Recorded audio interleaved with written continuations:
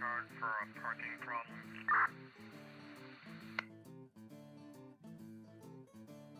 Four in your 23. Yeah, that's 4 over the 28. On truck when you're ready. Go ahead. One truck, white Lincoln X-ray 985 should come back up and heading to 1.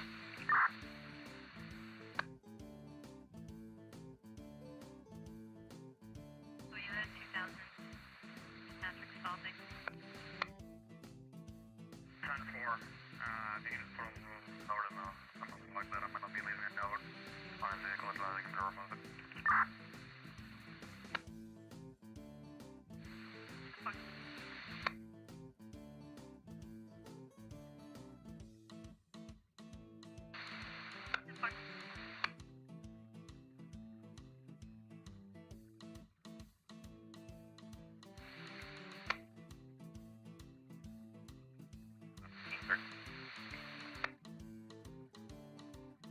Rockingham 505.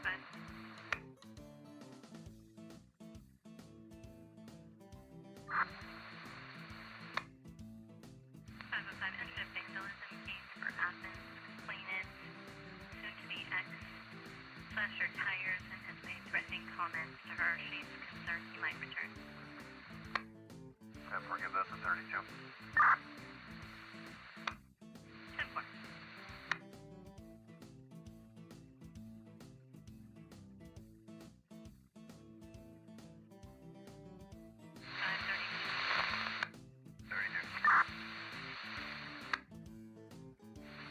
You're assigned to a vandalism case in Athens. Did you copy the 505? Yeah, 4.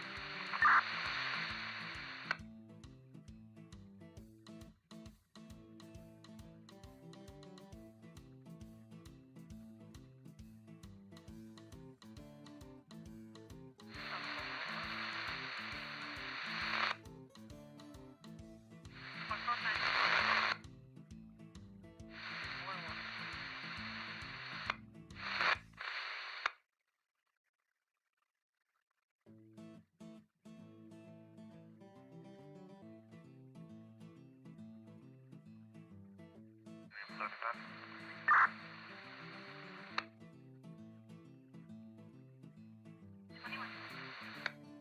No 3 in Depot Street. Truck away at 35. 7435. 10-4. 10-4.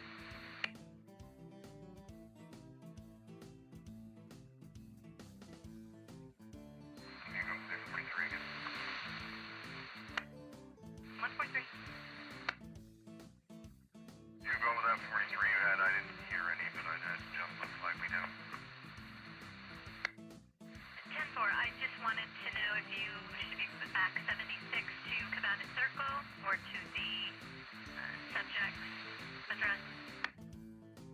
Yeah, I'll be 23 back on that town property case, and I'll be 76 to the Williams Road address to see if I can find the owner.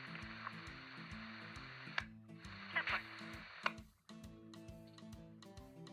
449 1120. And 449 1121, thank you. 10-4.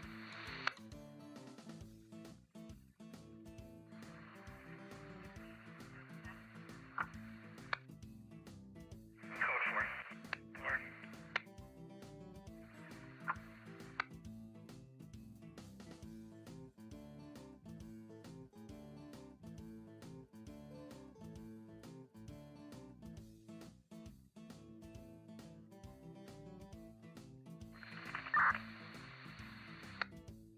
Rockingham 535. That's a great college.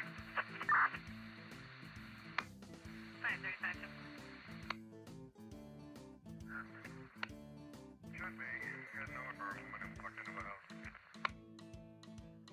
I'll slide up that way. Caller is now been able to close the front door. He's now pounding on the door, trying to get in still.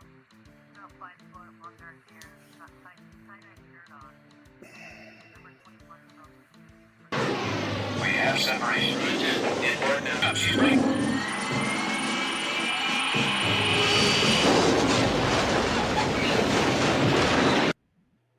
Just the truth, baby. That's all that matters. Pursue it no matter what. And that's all that really matters. Don't worry about clicks and views or money or anything like that. Just pursue the truth. It's not that hard, really.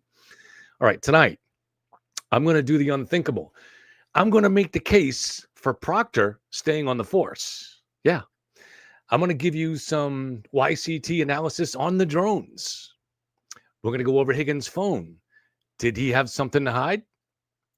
And we're going to go over the protective order crafted by the special prosecutor. I'm not sure if it's right to call Brennan special prosecutor, but he's kind of a special prosecutor in this case. There's some. It looks to me like when I look in that protective order that there were some clues that were pretty interesting there. All right, let's talk about the drones for a second. I know it's not the usual topic here, but what are they, right? I mean, listen, first of all, I have to say, it's just great to have some. I love a good mystery, right? Anything that's interesting, anything that's new like that. It just, life can be kind of dull, and something like that makes it more interesting. So it's not worth getting excited or nervous about or anything like that. Just kind of wonder about it and say, oh, what's going on? Now, what is going on, right? Let me just check, make sure. All right, so you guys can hear me. Good. That's always important. So what are these drones? Are they something from an enemy, such as China or Iran, Russia? There was a Republican congressman who said that these were drones from an Iranian mother ship, which seems kind of crazy, right? I mean, I don't know what to say, but this is part of what goes on during a hysteria like this, right? So, but could it be China? China has very advanced drone technology. Russia does too, right? Well, Russia, in case anybody hasn't noticed, is in the middle of a pretty big war. In fact, they're so short on things like drones that they have to get them from Iran. So I don't think Russia can spare drones to be just flying over New Jersey for no reason. Okay. What about China? China would have the advanced technology, right? But the problem is that this would be such a leap in technology, not because any of the weird stuff that we're hearing about them turning out their lights when they see something coming or something. No, but a drone has a pretty short distance that it can travel, especially you're talking about relatively small sized drones. They couldn't reach us from anywhere near China or Europe or Africa or anything like that. Not even close. So you would have to have a radical new propulsion system or energy source in order for them to go that kind of a distance. And if they had something like that, would they risk it getting into our hands just by parading them over New Jersey? No, they wouldn't. What about if they had an aircraft carrier off the coast somewhere, right? Trust me, we would know that. For 75 years, we have been closely monitoring the oceans for anything like that, anything that invades the space. I mean, listening with very advanced sonar, where if a whale farts, we know about it because you're listening for submarines. So it's extremely unlikely that they have some kind of advanced technology that allows them to get a drone carrier or a submarine that could hold a whole bunch of drones on it, get it close enough to the shore to be launching these things. No way. So these are not from China, Russia, or any other enemy or potential enemy. They're domestic. Could they be a U.S. defense program? That's a pretty good theory, and I think that might explain some of it. Could there be a defense contractor that is working with drones and they work with top secret clearance? Now, people would say, why aren't they working out near Area 51 where there's no people? Why would they be doing this over New Jersey, Massachusetts, New York, right? That's a very good question. And you have to answer that. You have to say, why would they be? Now, there are drone manufacturers that are based in the Northeast. But still, are we talking about multiple drones here nightly coming in? That seems a little weird for a defense contract to be doing something like that without reporting it, or without reporting it to the Pentagon more largely so they're aware of what's going on. Another theory going out there, I think this is the one that was favored by Joe Rogan, is that these drones have sensors and there's some kind of a dangerous emergency, for instance, they're searching for a loose nuke or a dirty bomb, which is different. A nuclear bomb would be somehow, let's say, now there were, I think, something like 40 nuclear warheads from the old Soviet Union that supposedly were unaccounted for. Could one of those somehow have made its way to the United States on a container ship or something like that? Now, that's a legitimate nuclear weapon. So could they be looking for so for instance, could they be sweeping for signs of radioactivity or something like that? A dirty bomb is actually just a regular bomb, but that they use nuclear materials in it. So when it goes off, it's not going to kill anybody unless they happen to be really close to it, but it's going to create people. It's going to create a lot of cancer 5, 10, 15 years down the road. But it would make, if you exploded something like a dirty bomb in a major city like New York or Boston, it wouldn't make it uninhabitable, but it would create a lot of problems that would take many years to clean up. So it would cause a lot of problems. So that's a possibility, right? But I don't think that that's what it is. One possibility that came up to my mind was that when we see what's going on in the Ukraine-Russia war, and this is an actual, honest-to-goodness war, and so technology is evolving in real-world circumstances there. And what they're finding is that, so for years, for decades, we've been developing drones for the military as, and that we use are, for instance, the Predator and the Reaper. And these are really, really, really, I don't know what they cost, but tens of millions of dollars for each drone. Sorry, my computer went up. Tens of millions of dollars for each one of those things. Those are very expensive. But what they found in the war in Ukraine is that what you really need are thousands of low-level drones, cheap drones that can be operated, just by a guy with a joystick. And so this is really changing the technology. These are the kind of drones that Iran can make, or anybody can make. And so is it possible that the U.S. is trying to prepare our civil defenses? So, think about last year with the Chinese balloon. This was something that largely went undetected. It wasn't completely undetected, but our senses are not designed to look for something that's moving that slow.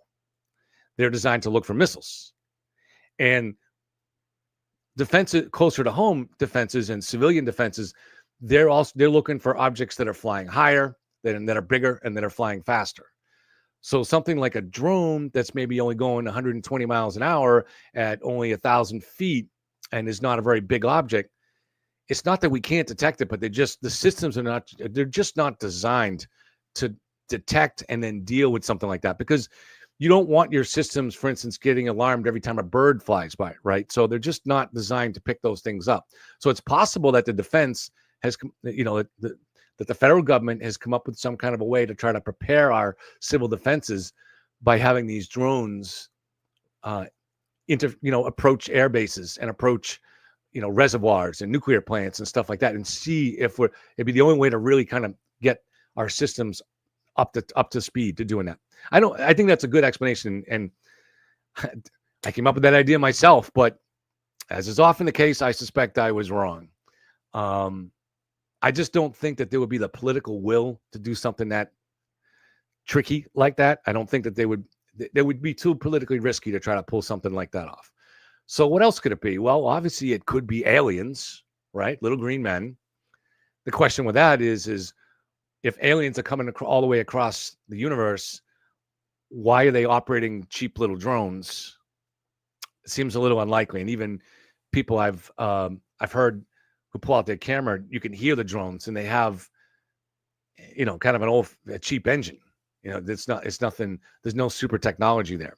So why would they be operating drones? Are they trying to imitate our technology? What would be the point of it? Are they just having fun with us? So I don't think it's aliens, but who knows? But I think we all know what the actual answer is, right? We all know. Kate Peter. It's Kate Peter. Clearly, she's trying to draw a turtle into some kind of nefarious trap, sources say. Anyways, that's how Grant does it, right? Sources say. So I don't know exactly how Kate is behind this, but she is behind this. All right. Here's my best explanation. This is the end of my drone section of this program.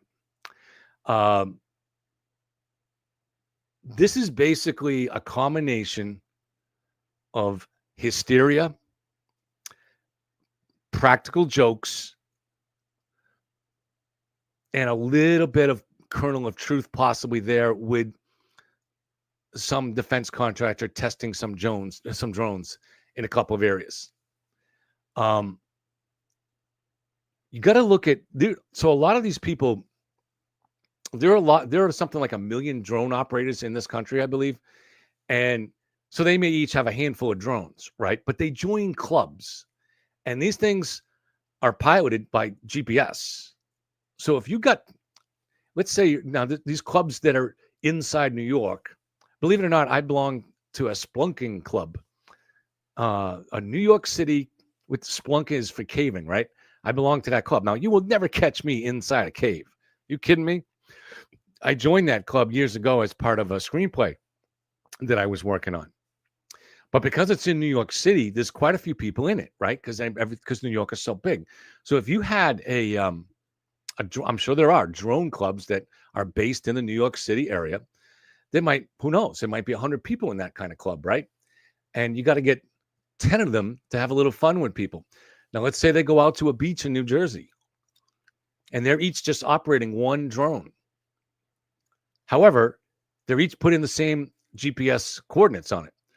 And they send that drone over the water at 20 feet above the water, low. Nobody detects it.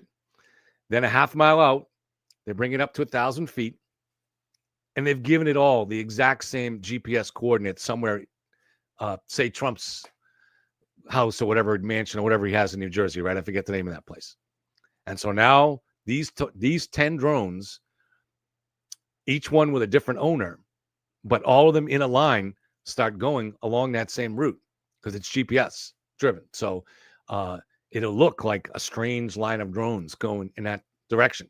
And people say, but it's the size of a small SUV. Nobody knows what size something is, because when you have something that's up in the air, how big it looks depends on how high it is, and nobody knows what the height is. So when people say this is the size of a small SUV, they don't really know that. And mostly at night, all you're seeing is the lights anyways.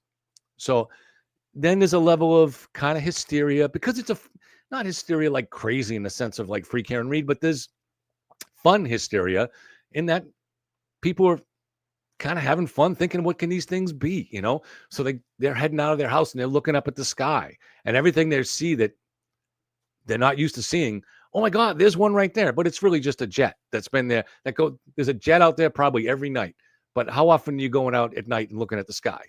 So it's kind of a combination of these things. There could be something there where at the very beginning of this, there is a company that's operating some drones that might have a little bit of next level technology. For instance, I found an article that there is a company that is in final stages of testing as of this past summer for a fleet of drones, basically similar to Uber. It's a taxi fleet, and they operate on a new kind of advanced hydro fuel. So they're designed to be green or green friendly, right? And they can fly over 500 miles. So to somebody else not used to drones, something like that would seem pretty advanced, because it's able to go very far. It's able to start from the coast and go very far inward. So, and if you were going to operate a fleet of taxis, well, you'd want to do it on a busy corridor. Maybe you'd run it from Atlantic City to New York City, right? Just the economics of that. Anyways, all right. So that's enough for the drones. Michael Proctor. Not going to be popular here, right? For me to say, should we maybe keep this guy on the job? Now, I'm not saying it to be fair to him or something like that, right? Don't get me wrong. Those are legitimate arguments. Were his rights abused because the federal government illegally got his private messages? So you could make the case. So there's certainly a strong argument for his rights here, but that's not what I'm talking about tonight. What I'm talking about, is it in the interest of this state to keep this guy on the job? Now, look, nobody, I would say, in the history of Massachusetts, no cop has probably been vetted the way this guy has been.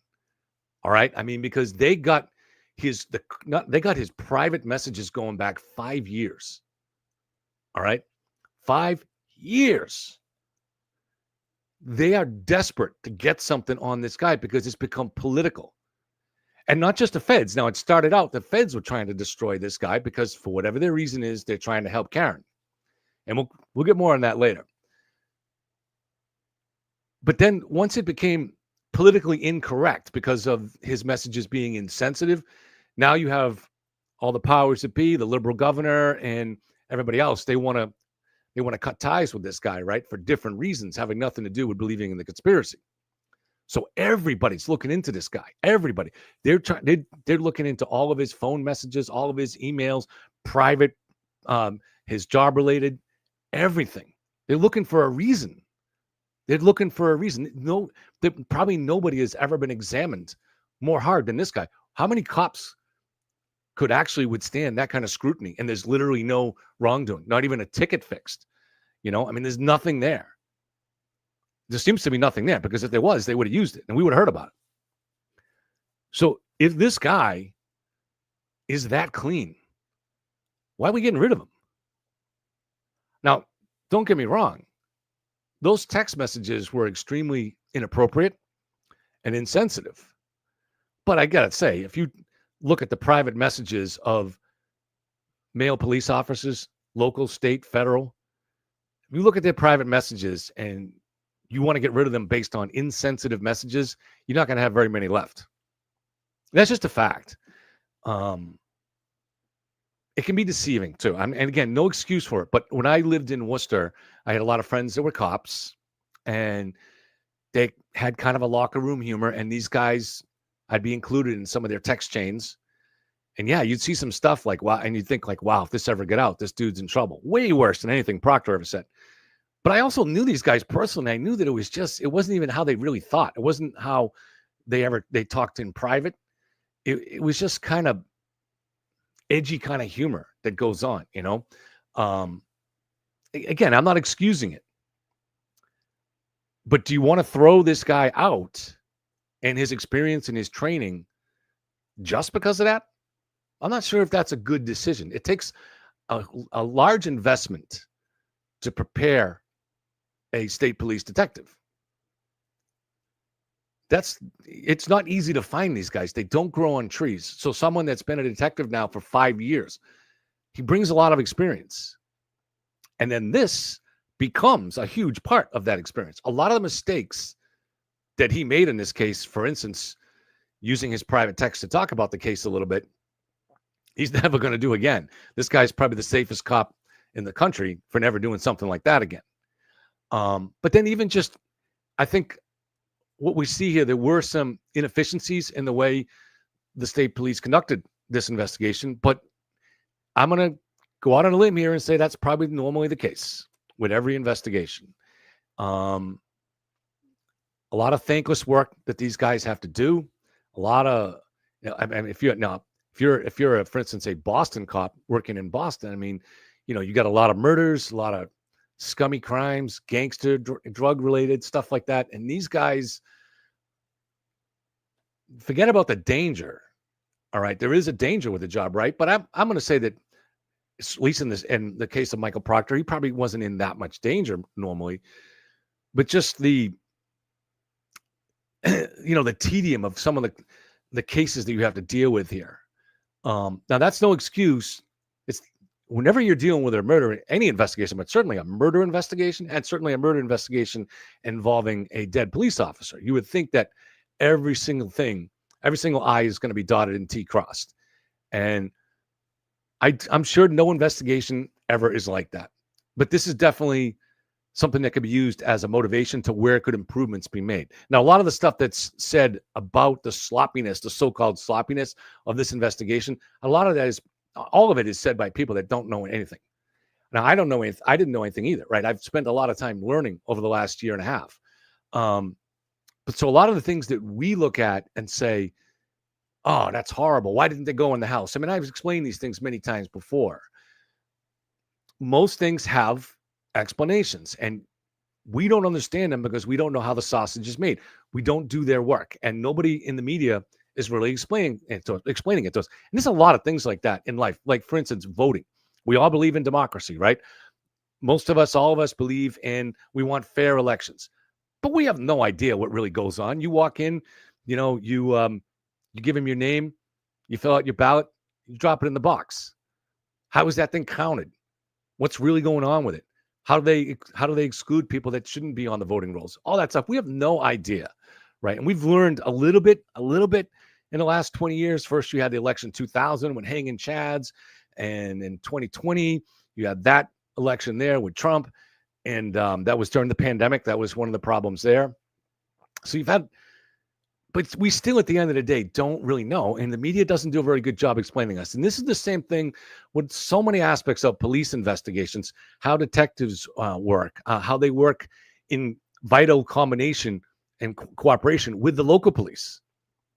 So, for instance, at the time of John's death, there were only 4 detectives assigned to the Norfolk County Detectives Unit.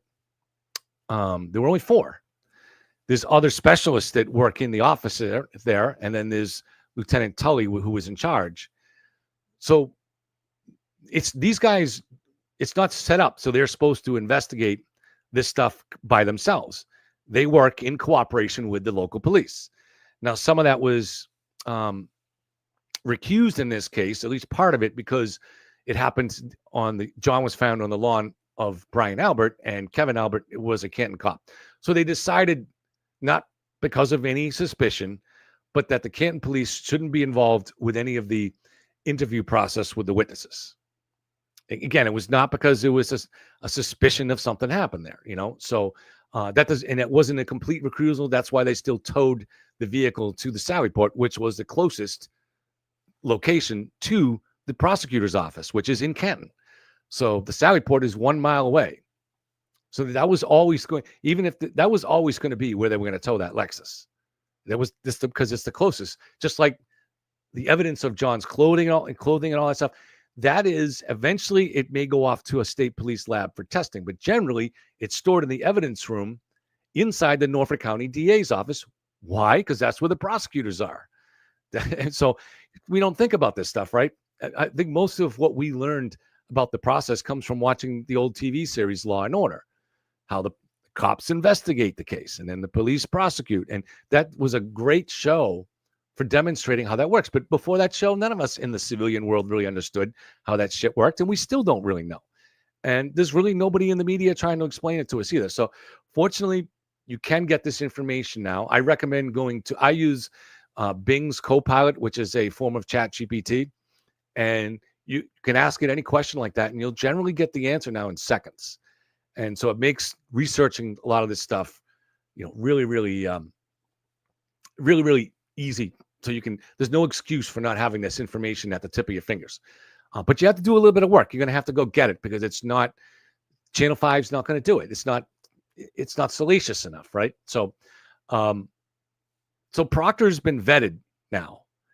And to me, the value of his experience far outweighs the detriment of those insensitive texts. Now, there would be a problem, obviously, anytime in the future, if Proctor was kept on the force, if he has to testify in a case, they're going to bring up those, especially if it involves a woman, they're going to bring up those texts as evidence that he may have a bias against women. But that's something that the jury would have to weigh. Now, he would, for instance, had he lied, which he did not, on the stand, he would get, or in any part of his reports, he would get on that. I believe it's called the Giglio list. And then it really becomes impossible to work in law enforcement. But at this point, it could be a barrier. Those insensitive texts could be a barrier, or maybe not.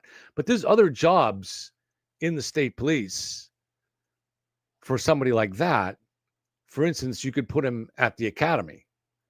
And he has, experience is the most valuable teacher, and he now has a lot of experience. So why wouldn't you try to transfer him to the academy? Why would you just throw it out? What, for political expediency? Or, they're just, all you have here are insensitive texts that were inappropriately obtained. So to me, I think there's enough shortage of valuable police that it makes no sense to just throw this guy out. But whatever. All right, so let's talk about Brian Higgins and his phone.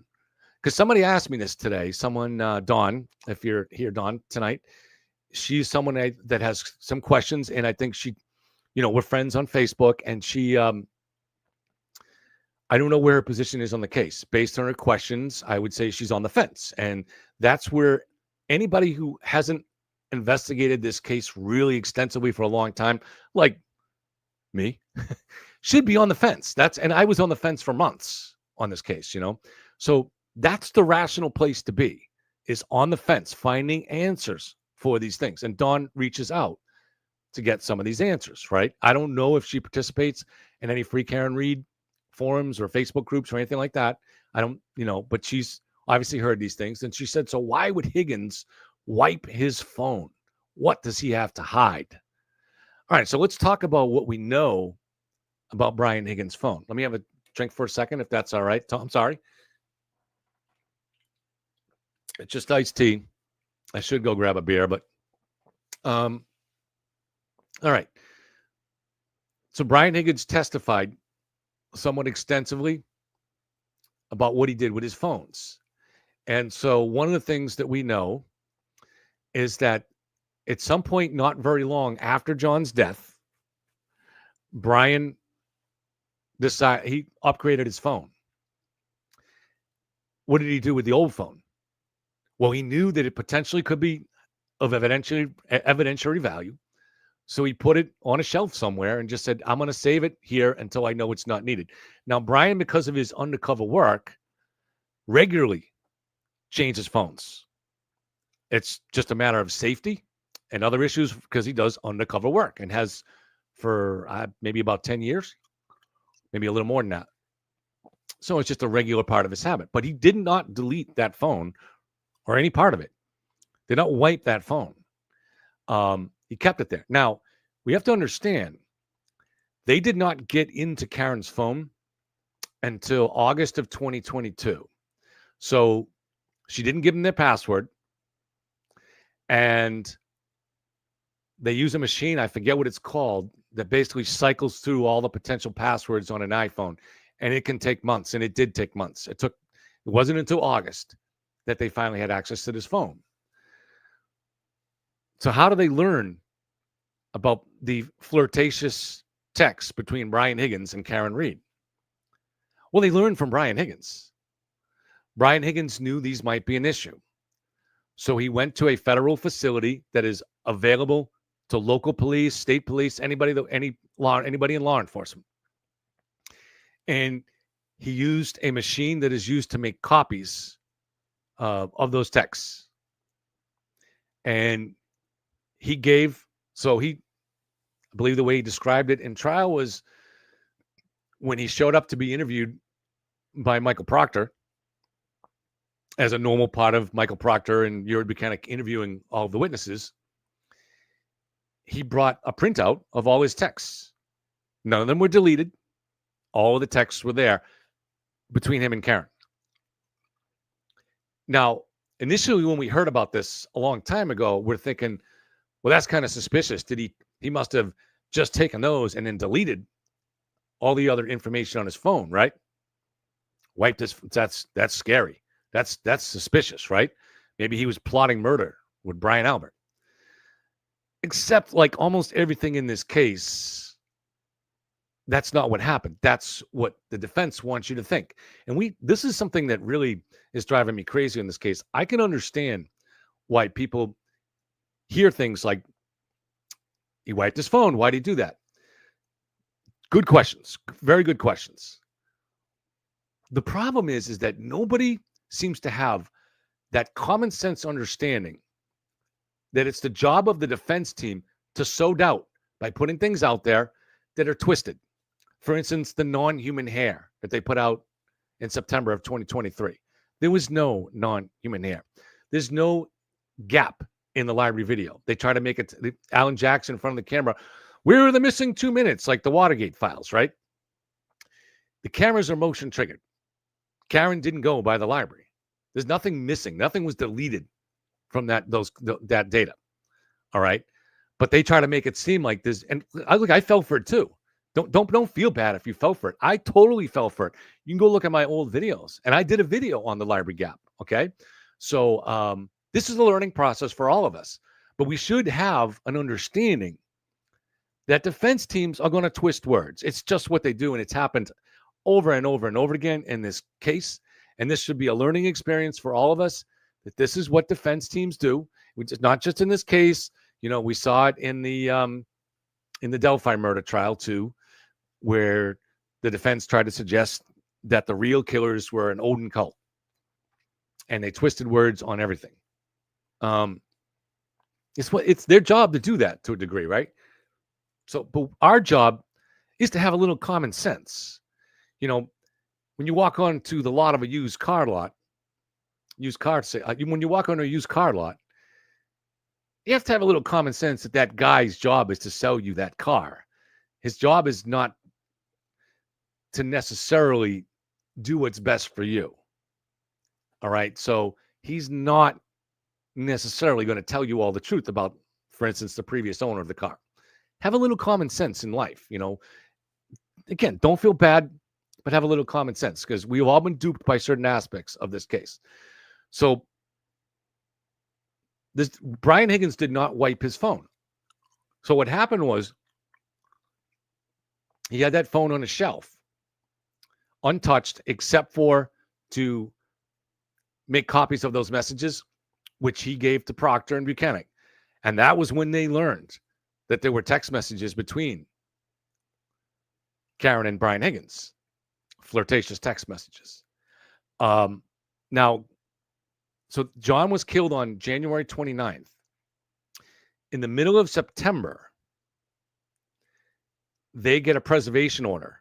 So when I say they, Brian Albert also got it. A preservation order to save their phones. Now they know what's coming. They got to save their phones, and the defense is going to go after those phones. There's a motion to get their phones.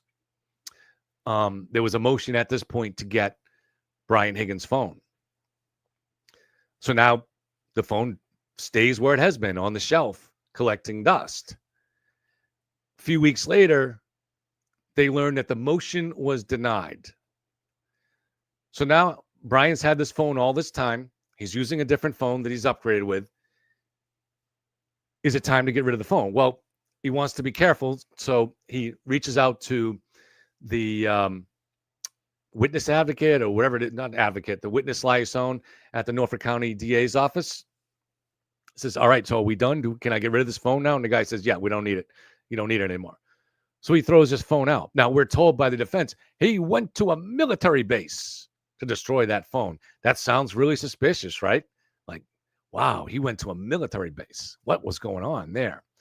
But Brian lives on the Cape, and he is a veteran, a combat veteran, and he goes through, and I knew from, as you see, my friendly moderator, Tom Fleming, his mother lives on the Cape, and they don't have town trash pickup in these towns on the Cape. So you either pay for a private pickup company, or you take your trash to a town dump. But you pay for it there too. Now, I don't want to get Brian Higgins in trouble, but it's kind of obvious here. I figured this out during the trial once I learned he lived on the Cape. He's cutting through the base to come to work on the mainland. And if he's got a little bit of garbage, why go to the town dump and pay money to throw it out when you can just throw it in the can there, right? I'm not saying he's got some dumping operation going on. He probably had a small bag of trash. I don't know. I have no idea, but that's where the phone was. So the phone is inside that trash. And he's going on the base every day, because that's a perk for being a veteran, is you get to go on the base and buy shit for cheaper and stuff like that. That's a perk that military guys have. So nothing unusual there. And no, the phone was never wiped. But here's the thing, YCT, Yellow Cottage Tale rule number 7 that I've told you guys about. Don't just ask why somebody did something. Ask why they didn't do something. This is important, all right? because you'll get a lot of insights about the truth by asking those kind of questions. So a question here would be, if Brian Higgins had participated in the murder of John O'Keefe and in the cover-up of that murder, why would he still have that phone in September? So 7 months later. No, that's more, not 9 months later, 8 or 9 months later. Why would he still have phone that had evidence that he was involved in a murder? And he hasn't, the preservation order didn't come until September. Why wouldn't he have got rid of that phone very quickly? Or if you're going to talk about wiping it, why wouldn't he have wiped it very quickly? Isn't that what you do if you're guilty and there's evidence on there that's going to send you to jail for murder? But the fact that he didn't do that, the fact that Brian Albert didn't do that, isn't that alone evidence that there was no murder conspiracy there? Nothing that they were involved in anyways? That's how I look at it, but you guys can decide. Now, I'm going to play a quick 3-minute video here for you, and this was fascinating, insightful. This is the kind of thing that your bartender, your old bartender here, picks up on. All right. This is from the Boston Globe's YouTube channel. Let me put on my headphones so I can hear it too. Reed was framed. Her car never struck John O'Keefe. She did not cause his death. The Karen Reed murder case has become a media sensation. It's grabbed national headlines. True crime enthusiasts have tuned in through hours of hearings and days of her trial earlier this year. Her trial, which was unusually long, lasted through 29 days of testimony and 74 witnesses testifying before it ended in a mistrial. Karen Reed's charged with the murder of her boyfriend, Boston police officer John O'Keefe. After the lengthy trial, the judge declared a mistrial when the jury said they were hopelessly deadlocked. The average murder trial in Massachusetts takes 10 or 11 days, but the Karen Reed case took nearly 3 times that.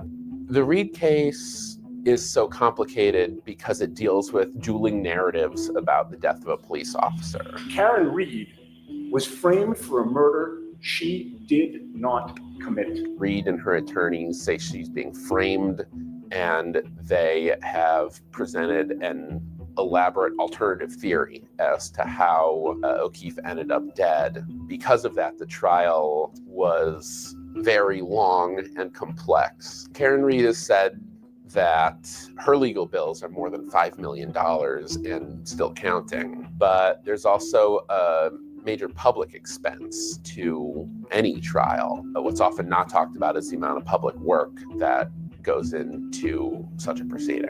There's no way of knowing exactly how much a trial costs, but we at the Globe decided to try to piece together how much the second go-round might tally. We did so through public records requests and tried to piece it together as best we could. The calculation is by no means scientific, but we landed on a tally of more than $750,000. For reference, that's higher than what the town of Canton budgets for removal of snow and ice or for its IT budget. To land at this number, we submitted public records requests and got back data about the cost for security outside the courthouse from police, inside the courthouse, the salary of the judge, the salary of the prosecutors, stipends for the jury, and how much it costs for lunch for them.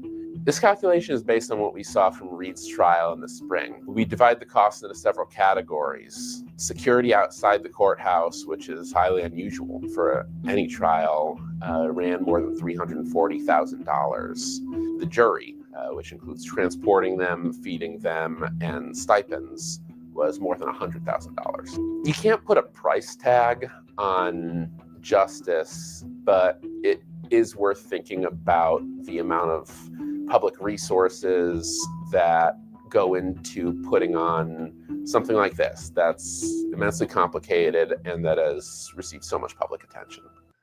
This was mind blowing. I just was stunned hearing this, but we're gonna do some dot connecting here. Let me just replay the last few seconds of this.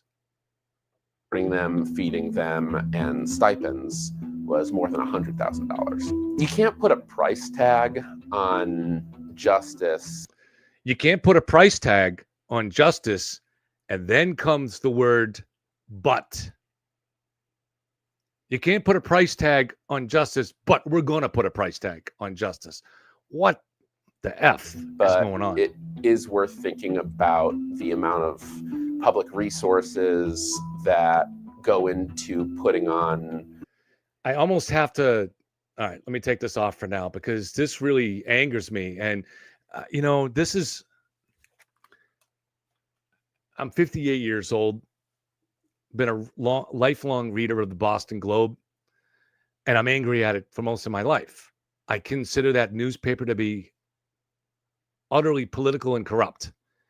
But unfortunately, it is the main paper of record in this state. This is disgusting. Like,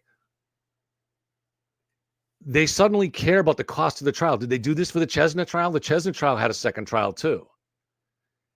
And the cost of this is because of the frenzy that the defendant has stirred up. So they're showing all those pictures of the mob outside. That mob is from her side. So John is not going to get justice because she has created a mob that costs the taxpayer money. What the fuck is going on here?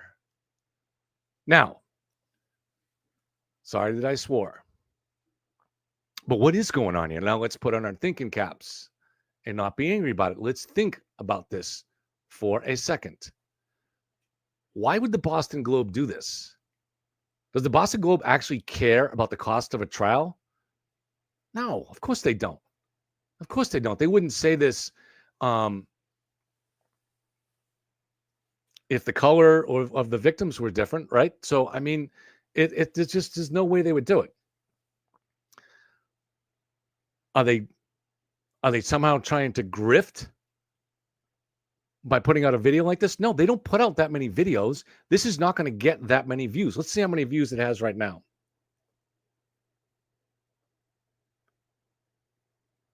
All right, so this was put out 8 hours ago by the Globe, and it's got 1,100 views. So this is not something that's making the Globe money. It's not something that's winning them viewership. So why do they do this? Who is the one that wants to put out now? We're 5 months ahead of the next trial, which is, we don't know whether there'll be a decision or a verdict in the next trial. We're 5 months ahead of that. And they're already, the Boston Globe is making the argument that there should not be a third trial because of the expense. There's only one person.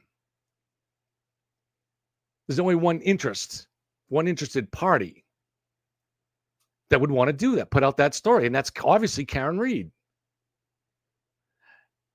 Does Karen Reed have that kind of pull with the Boston Globe? I doubt it, not directly, but we'll have to weigh that, right? But somebody, see, the Boston Globe has always been an old boys kind of network in the sense that it's who you know. It's it's all influence sharing up there, generally Democrat, but in a tribal kind of way. And so who did the Boston Globe owe a favor to get this crazy video put up there? I mean, shocking to see that video. But again, follow the evidence, follow the money, as they used to say in the Oliver Stone movies, right? But it's not really money, it's something else.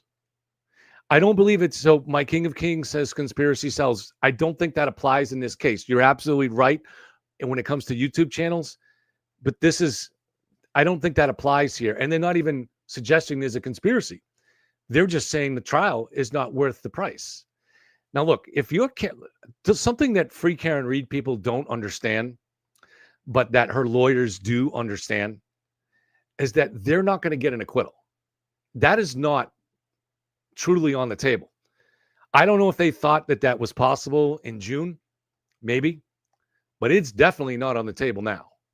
There is no way. 9 jurors voted guilty. in the last trial, despite a very ineffective and inadequate defense. I'm sorry, prosecution. I take that back. Prosecution. Despite a really poorly done prosecution, they didn't even attempt to explain John's injuries. They really didn't provide any kind of an accident reconstruction. They had the evidence, for instance, the key data, the correlation between the vehicle data and John's phone, but they didn't put it together. They didn't have one expert to put it together. Lowy put it together a little bit in his closing arguments, but that you need to make that case before that, and it needs to be presented by an expert. They didn't want to do that. They saved the expense or didn't have the time, whatever it was. Key witnesses and experts in the trial, Lowy only had time to meet with them once. So he did a good job dispelling the conspiracy, learning how to master things like wall files and stuff like that. I'm not trying to take a cheap shot at Adam Lowy, but the prosecution was weak. They didn't put together a convincing effort. Now they have the chance to learn from all the mistakes that they made. They've had feedback from a couple of the jurors. One of them talked to Phelps, and two of them had done interviews with Turtle Boy. So the one that talked to Phelps is probably one of those same ones. But you got a lot of insight as to what worked and what didn't. And now they have the chance to bring in, they're told there's no budget limit this time. They can bring in the experts that they need, and they are going to bring in those experts. They said that in court. That's not some kind of inside information. So this prosecution is going to have a much bigger advantage than what they had in the first trial.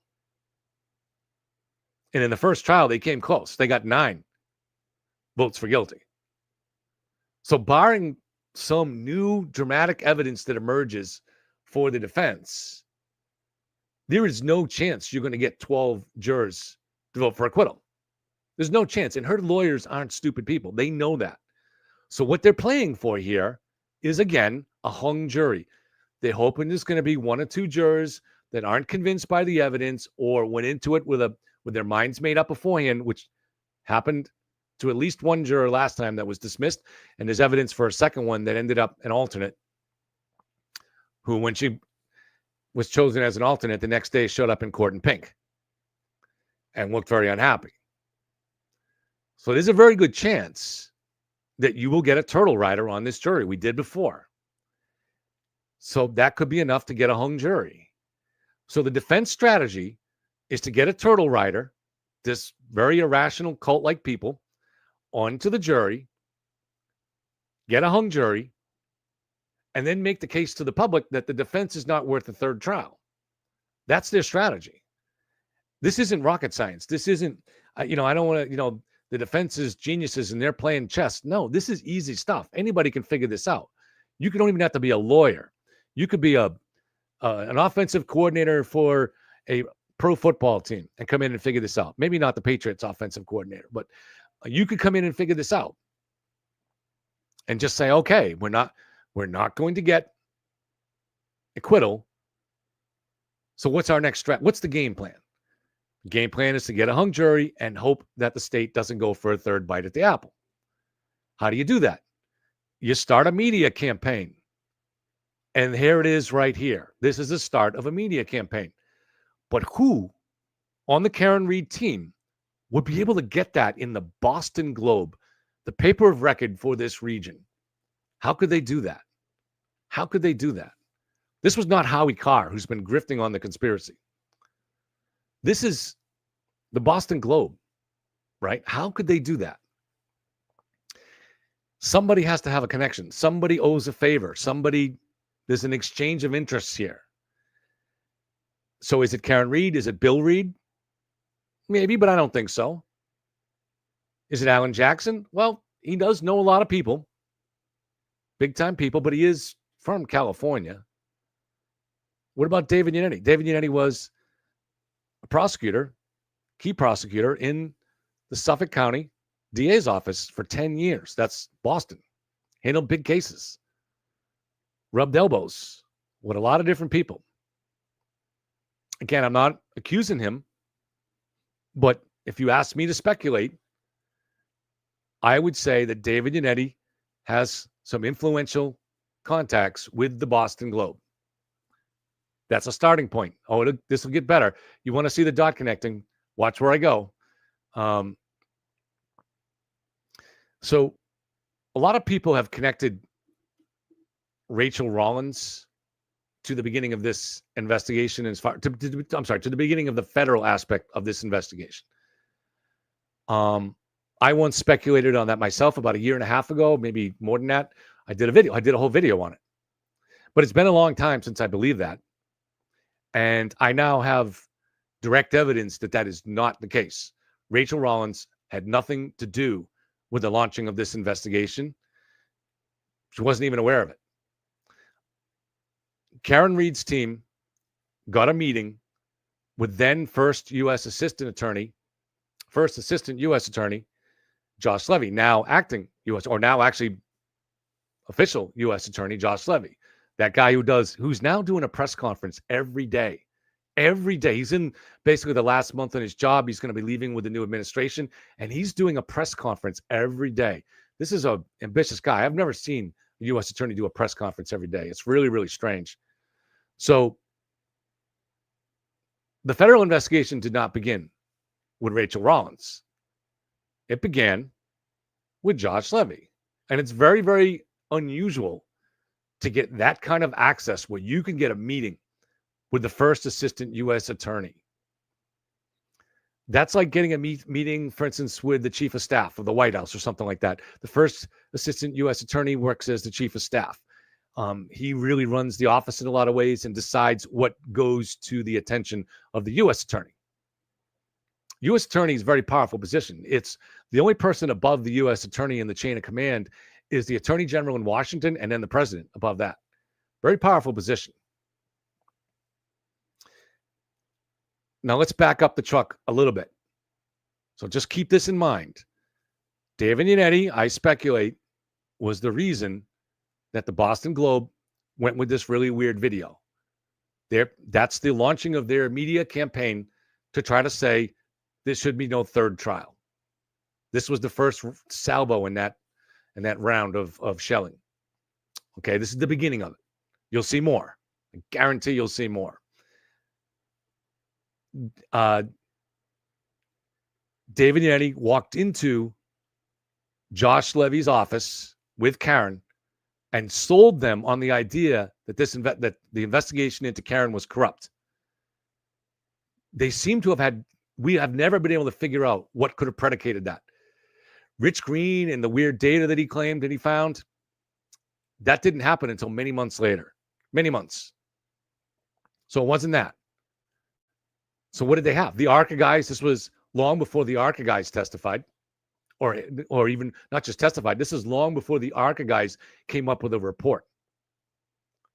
And actually, of course, the ARCA guys were hired by the Fed. So yeah, it's way before that. But what did they have when they walked into that office? What is there? If you don't have this data that says Jen McCabe searched at 227, and if you don't, and deleted all this stuff, and that John went up and down 3 flights of stairs, if you don't have that data, you got nothing here. You got nothing. All you have is that Proctor's sister knew Chris Albert's wife's friend. Or wife's sister. That's thin. That is not enough to launch a federal investigation.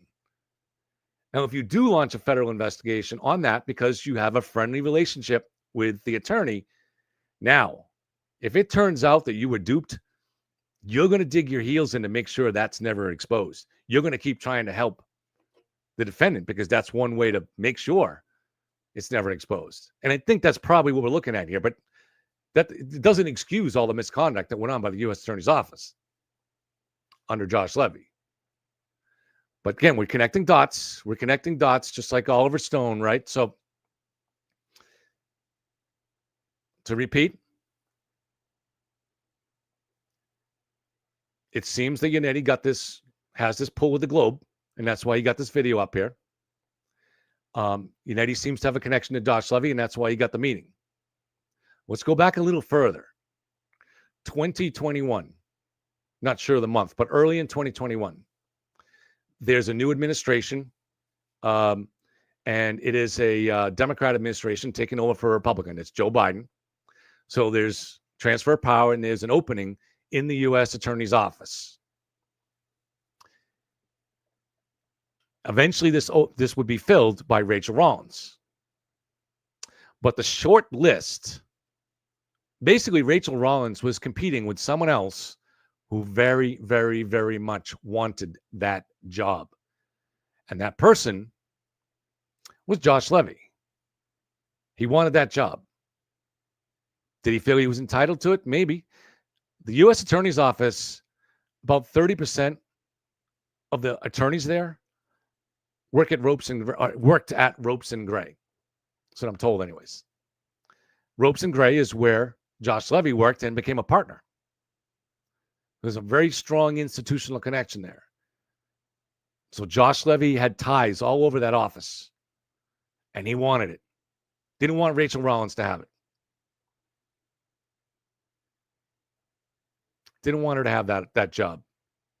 Now, after she was nominated, and while that nomination process was going on, the Boston Globe printed an article.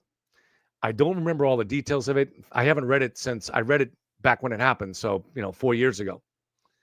I remember being stunned when I read it. This article was an attack piece on Rachel Rollins. Now, the Boston Globe is very, very, very liberal. Very, very, more than that. It's very, very, very Democrat. All right. Now, Rachel Rollins represented exactly what Democrats were looking for at that particular time. This was right after George Floyd, the rise of Black Lives Matter, and all of that. And Rachel is a radical activist from that side. She's everything that would normally be the poster child for the Boston Globe. Yet they run this hit piece on her, obviously to try to sandbag her nomination to U.S. Attorney. And the hit piece was based on some kind of an argument that took place in the parking lot of a shopping center or something like that between Rachel Rollins and a customer there.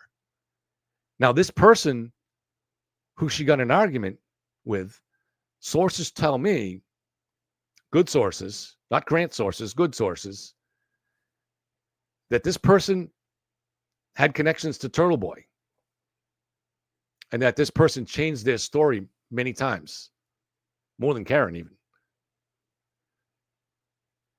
So how did the Globe, was that, even, let's just say this person's story is completely true. Was that big enough for the Boston Globe to normally, for them to go after a rising black star in the Democrat Party? They're going to go after her because of a confrontation that happened in the parking lot? It's not like she pulled a gun or something or pulled out a knife. It was an argument. As soon as I read that back then, I'm like, something fishy is going on with this story. The Boston Globe would write a story about that, about a Republican, yes. But about a Democrat, no. And about a rising star black Democrat, no fucking way. There's no way the Boston Globe would ever do a story like that. But they did. So why did they? Well, I don't know.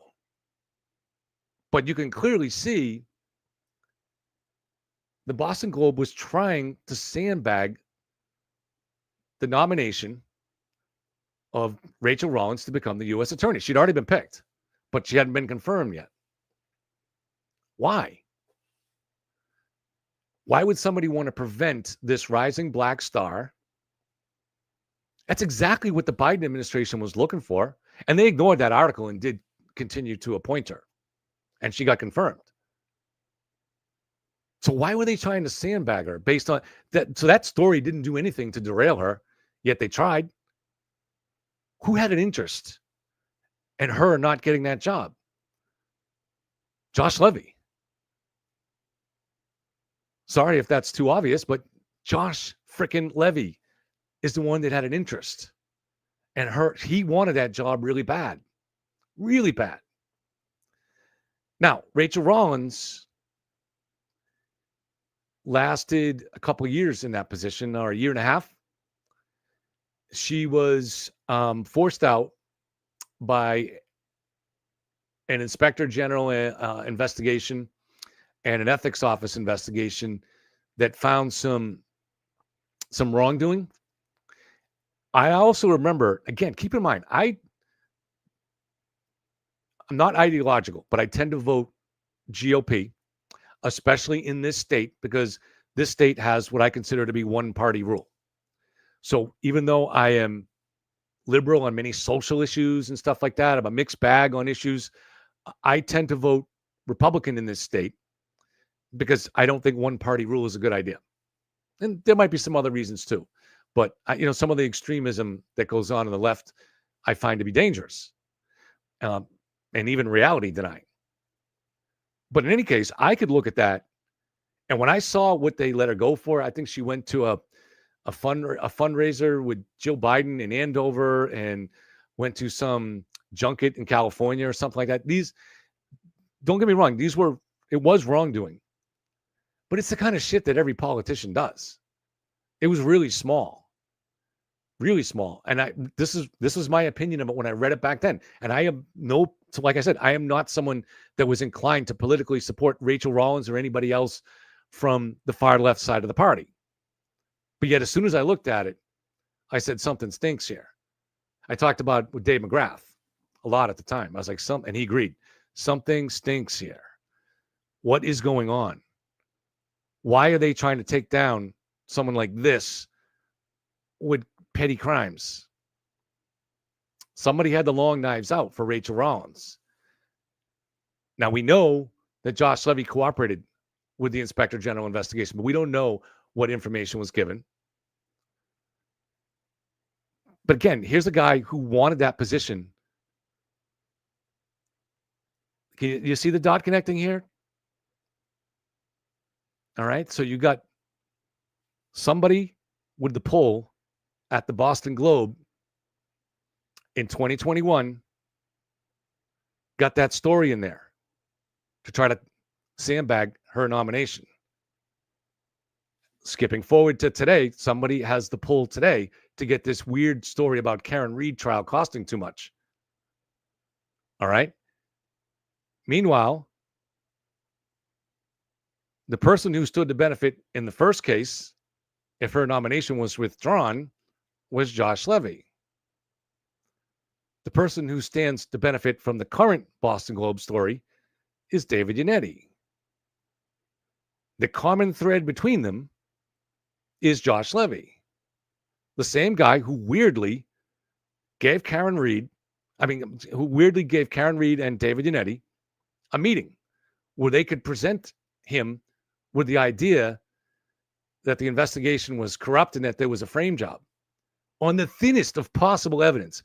Nothing was presented at trial that was available at that time that showed anything that would suggest there was a cover-up. Nothing. Yet Josh took that case and has seemingly misbehaved right all along. His office leaking information to Turtle Boy about when witnesses before the federal grand jury were going to testify, the dates and the times, knowing that while they were leaking it, Turtle Boy was stirring up. She was giving that information to Turtle Boy, who was stirring up a mob that was harassing those witnesses. This is weird, wild stuff. This doesn't go on normally. That's corruption by any sense of it. Then when those witnesses go to Josh Levy for protection, he denies them.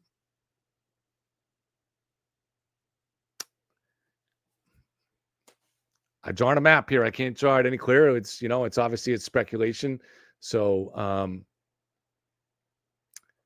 there seems to be a weird intersection between David Yannetti, the Boston Globe, and Josh Levy. Seems to be, allegedly. So let me throw out all the caution words, the proper caution words. All right, what else we got on tap here? Let's go over the protective order. I got that on here. Hold on one second. Let me pull it up on the screen for you guys. How are you guys doing tonight? You guys keeping Tom Fleming happy?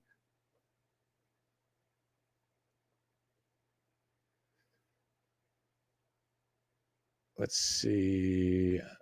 if I got the right one. All right, there we go.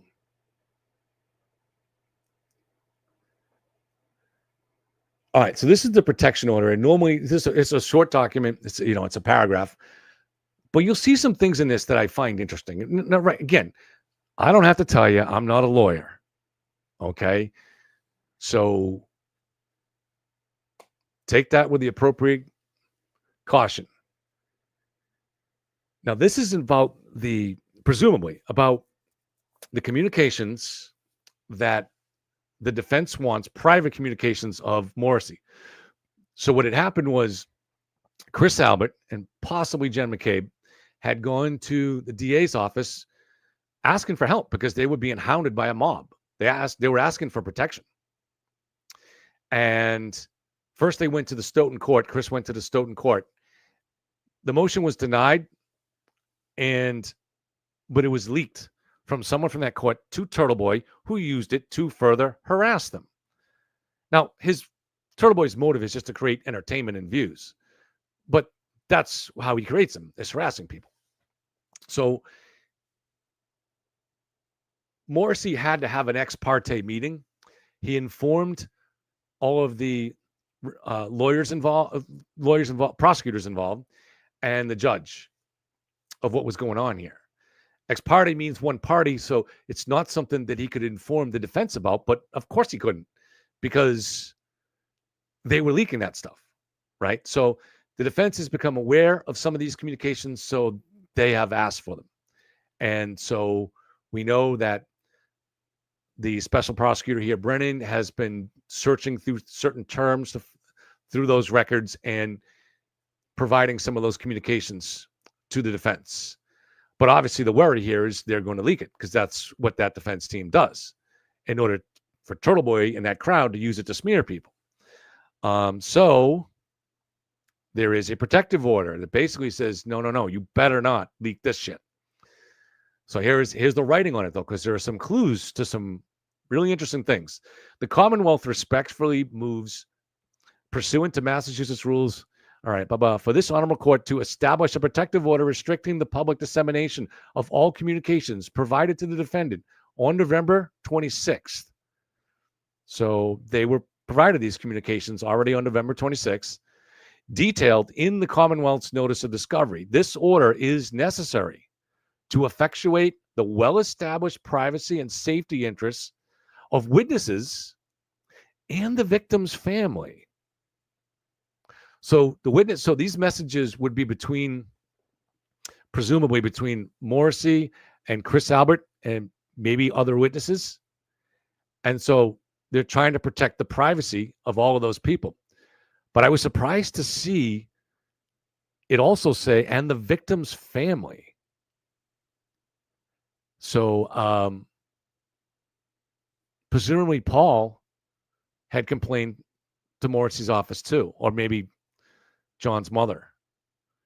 But that's interesting. Furthermore, certain materials being provided as discovery in this case may be evidence in an unrelated pending criminal case. That's worth repeating. Furthermore, certain materials being provided as discovery in this case may be evidence, not just related to, but actual evidence in an unrelated pending criminal case. So this seems to be confirmation. Pending criminal case. That implies a grand jury that is presumably currently seated and weighing charges involve these very people, which would be Karen. We know it would also involve Turtle Boy, but this is something for the Karen Reed case. This is not related to the Turtle Boy prosecution. The issuance of a protective order is the inherent authority of the issuing court, and protective orders serve to shield litigants and third parties from unwarranted disclosures and, as a practical matter, to facilitate the discovery necessary for a trial. So, Brennan didn't try to fight any of this. It doesn't seem like Morrissey tried to fight any of this. They just got the messages and gave them over to the defense, but with the protective order, so they can't be released. So if I was in the Free Karen Reed mob, I would not bank on there being anything in this that indicates any wrongdoing on the part of Morrissey. Just based on the fact that they had no problem turning it over. All right, let's go to another document.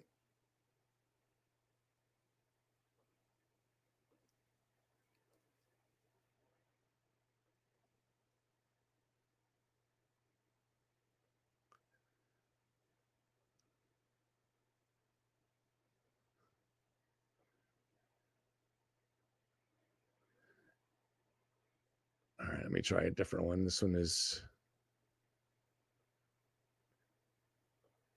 And people have been asking me, do I know anything about whether the state got new vehicle data? No, haven't heard anything. And kind of, that's good. I mean, we shouldn't be hearing these kind of things anyways, unless it comes out in an official document. All right, so this here was...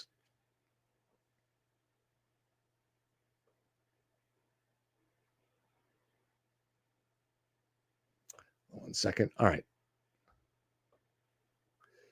So somebody posted, an anonymous participant. This was posted in the Free Karen Reed forum. And for this, the pit bull herself, Jennifer Altman, said, I'm an admin in this, and I can look and see who you are, and I will expose you. So the pit bull bared her teeth. Now let's see if this person said anything unreasonable to justify the snarling pit bull. Let this sink in, this person says. Alan Jackson and Yannetti suggested time and time again there was a cover-up. Not one witness took the stand that confirmed any claim the defense made. Not one defense witness testified to seeing John in the house. Not one defense witness testified to seeing the taillight intact. Karen's dad, her brother, her sister-in-law, tow truck driver, they all saw it, but nobody got up on the stand and said that thing was intact. Not one defense witness testified to seeing anything related to evidence being planted. There were news crews there, CERT team members, Sallyport and crew, all there. Nobody said, yeah, I saw the planting evidence. Not one defense witness testified to seeing any evidence collected that was wrongly collected or tampered with. There's no evidence of any wrongdoing. This person is correct here, anonymous. There's no evidence of any wrongdoing, planting of evidence, nothing. Finally, not one defense witness that knew Karen testified on her behalf the entire trial. You'd think one witness could have come forward and testified to seeing anything, right? So you got this conspiracy that they insist, and the turtle people insist, this is so obvious, this conspiracy, that there is no other side. No one should listen to anybody on the other side. And if you do, we're going to try to smear you in social media. This is Thursday, right? So Turtle Boy in his private chat right now is probably doing that very thing, laying down the law. This is the way it is. You people aren't allowed to think for yourself. I'll do the thinking for you. And if you don't follow me, I'm going to smear you. Because I believe in free speech.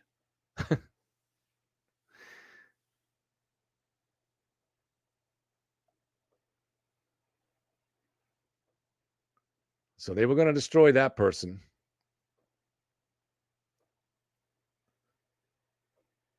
Just for posting a rational, reasonable thought.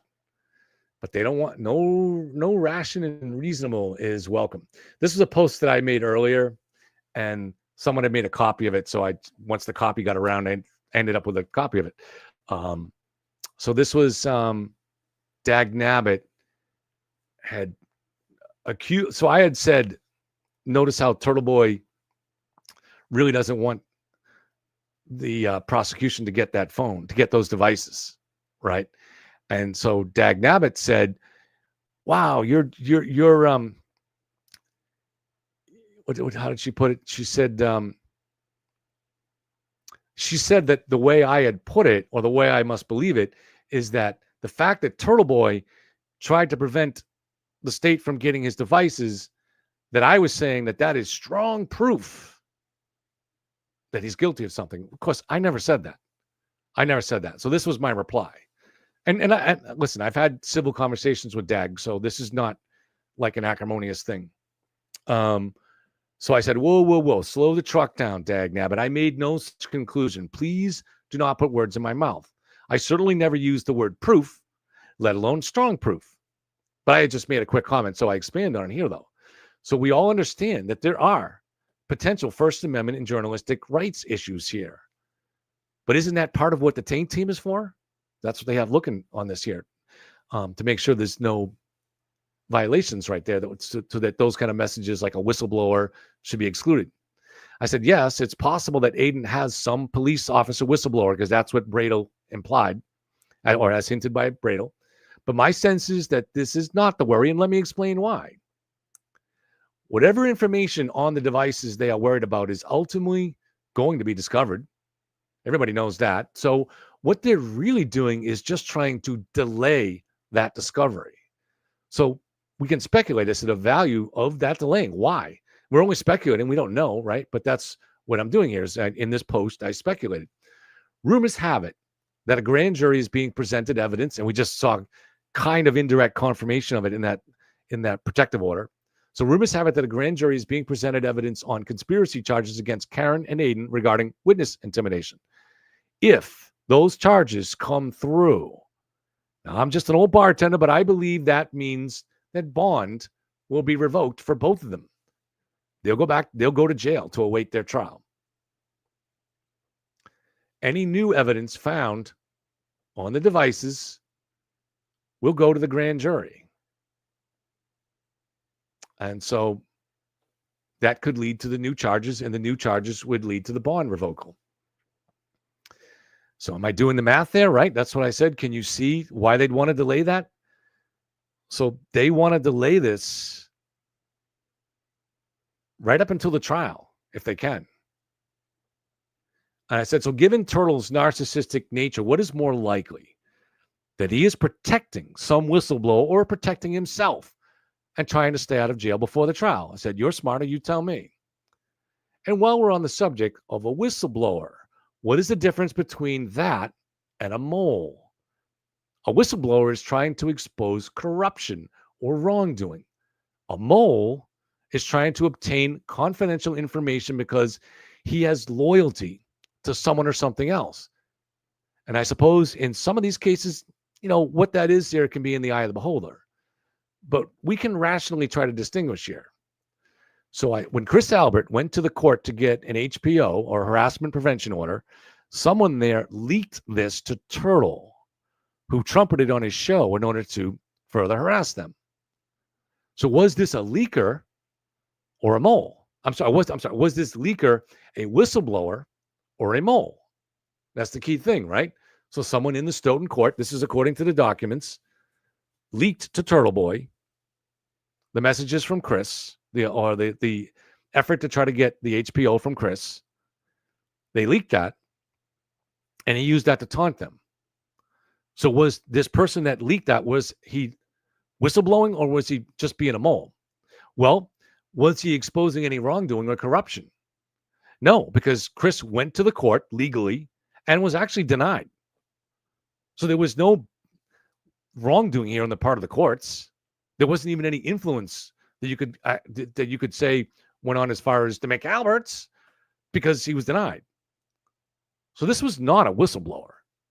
This was a mole. Turtle used this information to taunt a witness in the Karen Reed case.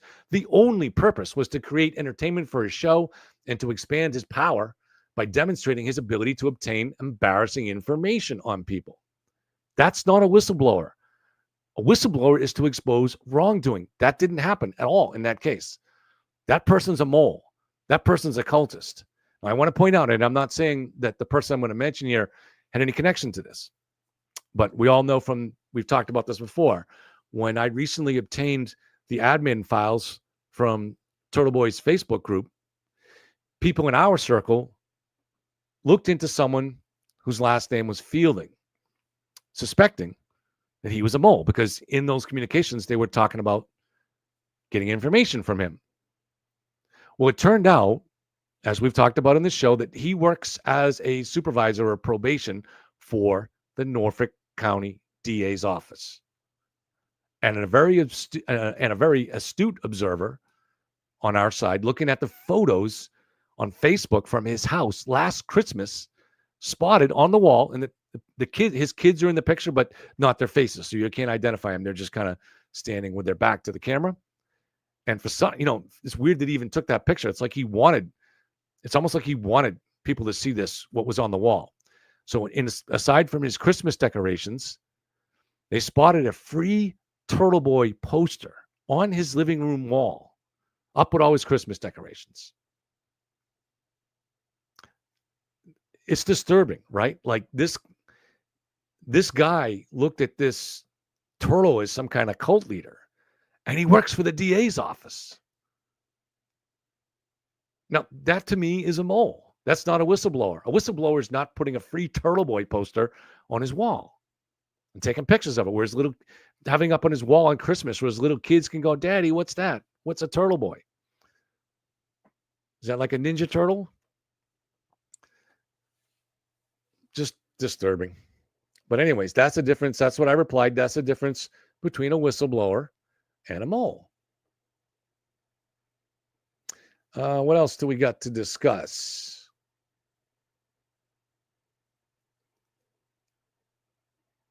All right, I got one other thing to go over. I wasn't sure if I should save this for another show, because this is something that I hadn't completed. This is what I would call an Amicus bartender brief. So experts and lawyers are able to provide an amicus to the court to explain their interests in the case and why they have an opinion on the case or a legal argument as to certain motions before issues before the court. Now, I'm not a lawyer. I'm just an old bartender. So this is why I call this an amicus bartender brief. But, I worked on it today. It's not complete. And so it's not written as, even though I'm calling it an amicus bartender brief, it's not written as a joke. And I think there's something potential here that could be used. So let me just kind of read this to you. And if there are any lawyers here listening, they can decide if there's a basis on which to build here. But it's a little bit of an odd, it's a kind of a unique argument, right? But this involves, I believe that I addressed this a little bit in the last show. So let me just, before I get to the amicus brief, discuss some concepts within it. So you've all heard of, or many have heard of, Brady material. This is if you're on trial for something, any evidence that is exculpatory, which shows you didn't do it, you're entitled to that evidence. And that evidence can be anywhere within the government, can be in any agency of the government. So if Karen is on trial for murder, which she is, and there is exculpatory evidence in some agency, federal agency or whatever, or she is entitled to it. That is called Brady material. It was confirmed in a case called Brady versus Maryland. So what happens is you request that material, and then the government is required to look at what they have and put it through the TUI process, is what it's called.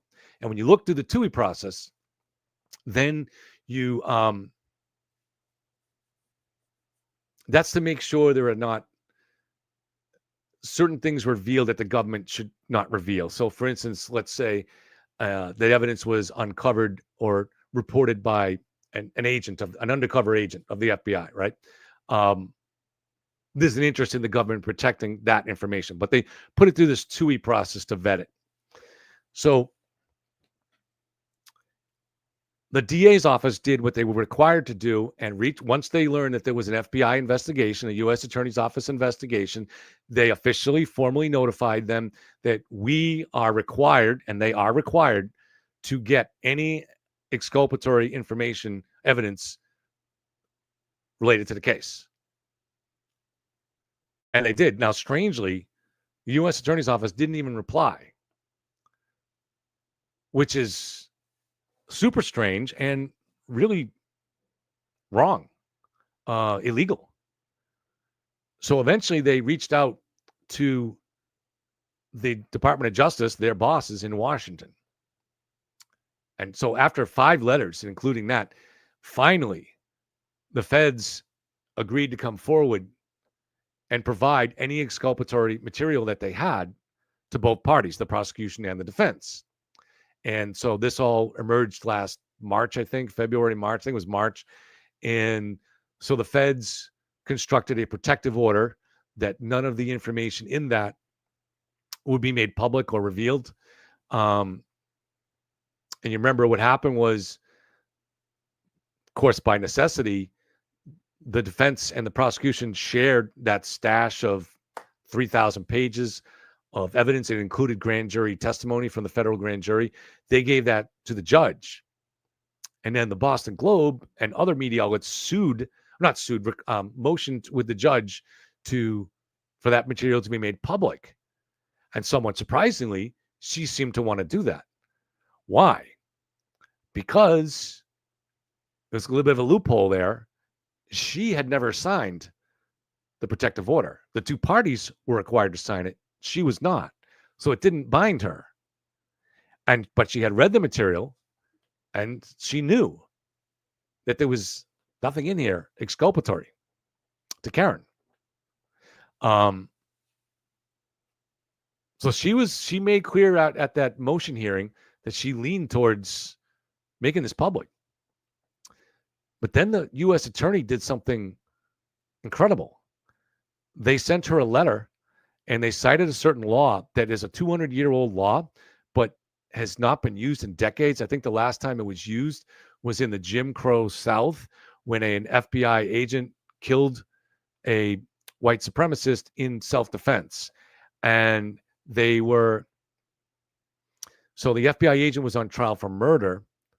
And what they wanted to do, the feds wanted to and did take over that trial, because they were afraid that he wasn't going to get a fair trial in the Jim Crow South. So they used that law to take that case and pull it out of a state court and put it into federal court. Extremely rare. And this is what the U.S. attorney threatened to do if she revealed that material, which, I mean, it might have even caused a constitutional crisis. I mean, it's just mind-blowing. Why would they're so determined to defend Karen here? That shows what they got something personal at stake. All right. So what I've been asking myself is, the Brady material only applies to exculpatory evidence for Karen. It does not apply to exculpatory evidence for the witnesses falsely accused here. But could there be a way that you could use the Brady material process to make an argument to get that material? So I tried to come up with my own Amicus Curiae bartender brief. And there it is. I haven't even had time to review this. I was writing this till about 7:45. So if we can anyway have some lawyers look at this, maybe we can make it more serious, and maybe someone else will take it seriously. But if not, again, I am just an old bartender. I'm not a lawyer. All right. So Kevin respectfully submits this brief in support of the motion to compel the United States attorney to disclose exculpatory evidence related to the third-party culprit individuals implicated by the defense in the above captioned case. And so that would be the Karen Read case.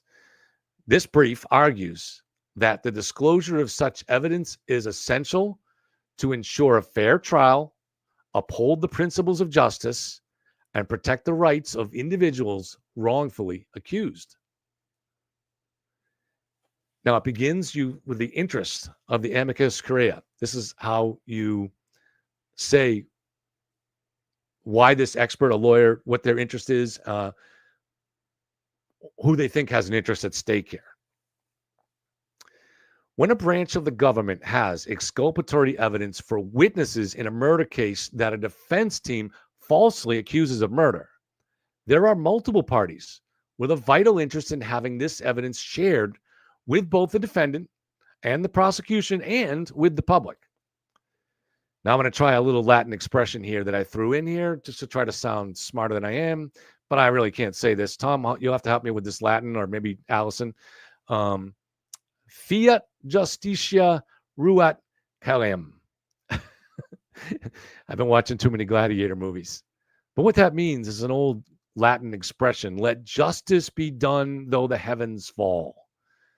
In a situation where an agency of the government uses customary policy as a shield in order to prevent exposure of actions which might be embarrassing to it, the interests of justice and good government are not served. And when those actions and that shielding do damage to innocent witnesses, that agency becomes a vehicle for injustice.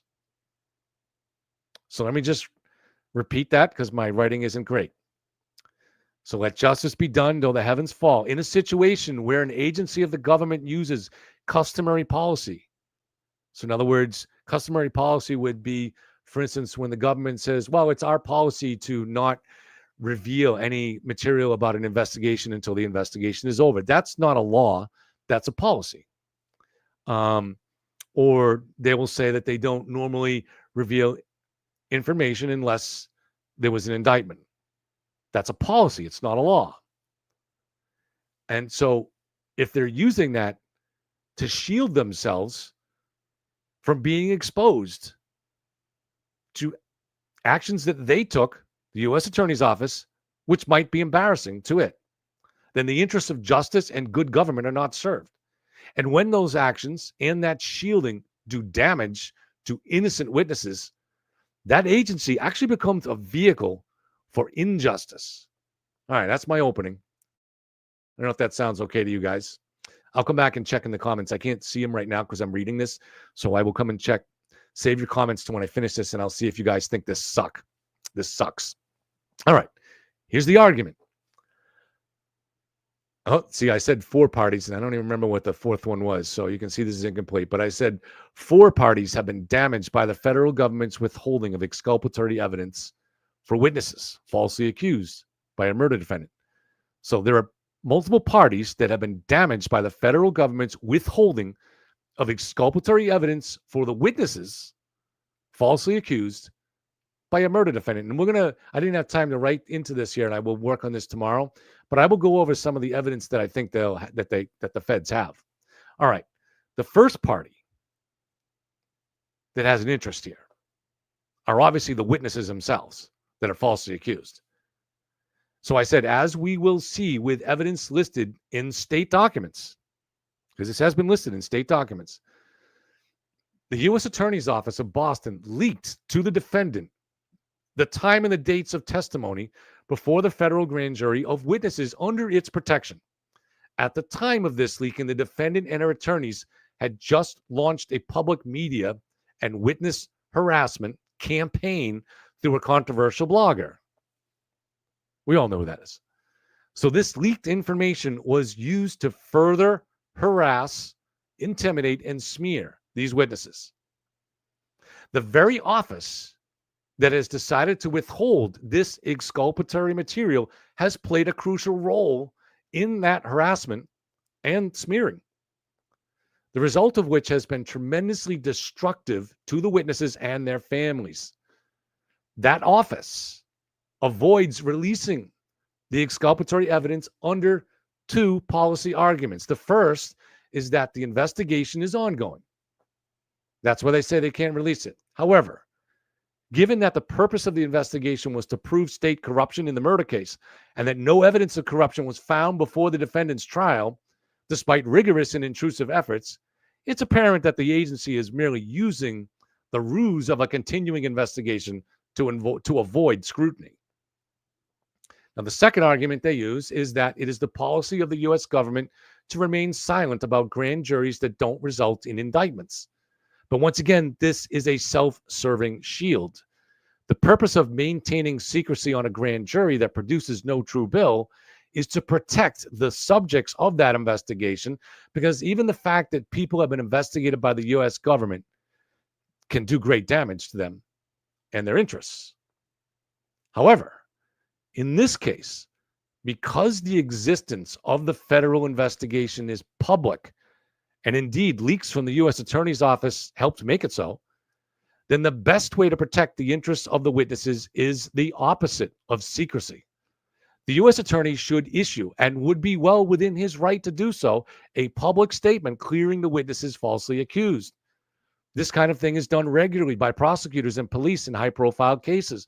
For example, in the Moscow, Idaho murders, several suspects who had been receiving media attention and pressure were quickly cleared by the police in public statements.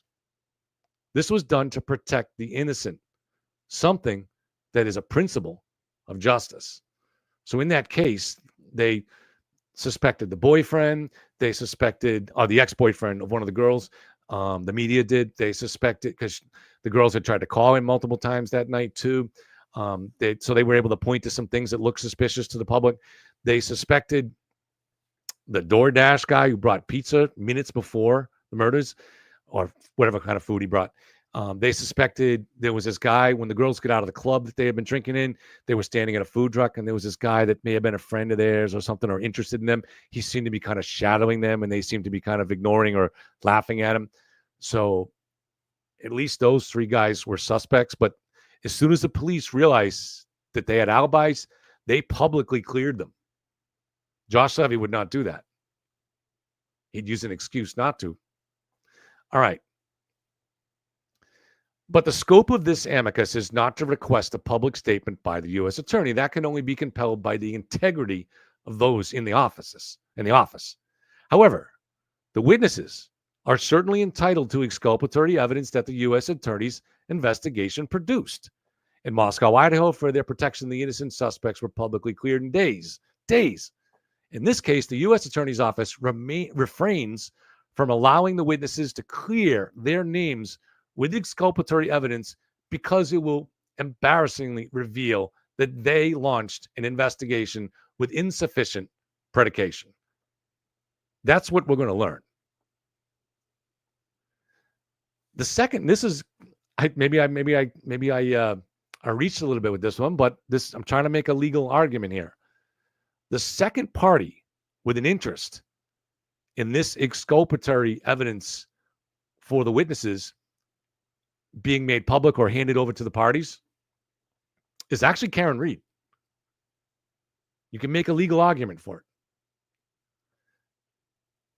The defendant on trial for murder, Karen Reed, is entitled to any exculpatory material, otherwise known as the Brady evidence. Karen's defense has consistently argued that she is the victim of a prosecution which developed tunnel vision and therefore didn't explore other possible suspects. They have complained that it is not their job to investigate the crime, but that this is what they were forced to do with their own limited resources. For example, they claim to be storing carpet from the home in front of which the victim was found, and that they are waiting for the funding to have it tested. But if a federal agency has evidence that the victim, John O'Keefe, never went inside the house, then the defense can be spared the need to find funding for this testing. As the defense team searches for plausible third-party suspects, having information which will eliminate some of those suspects is intrinsically useful to the defense. If the federal agency that's sitting on this evidence, I got a little spelling mistake here. If the federal agency is sitting on such evidence, it should be considered Brady material and placed into discovery. Because while it is not directly exculpatory to Karen Reed, it is indispensable evidence needed to help the defense find the so-called real killer.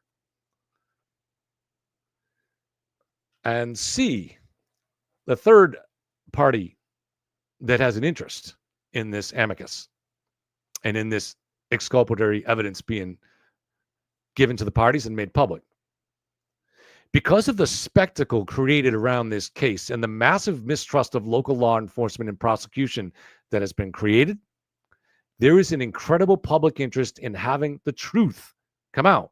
The majority of the public has bought the defense theory that there is a massive conspiracy to plant evidence and frame someone for murder. Evidence that contradicts this conspiracy theory should be made public without delay, given the extent of the damage being done.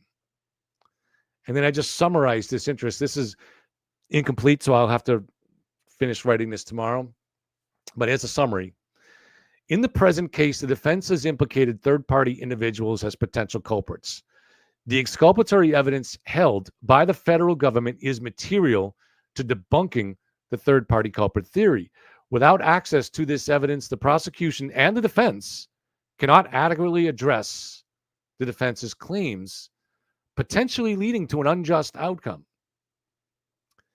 The individuals implicated by the defense's third-party culprit theory have not been charged with any crime.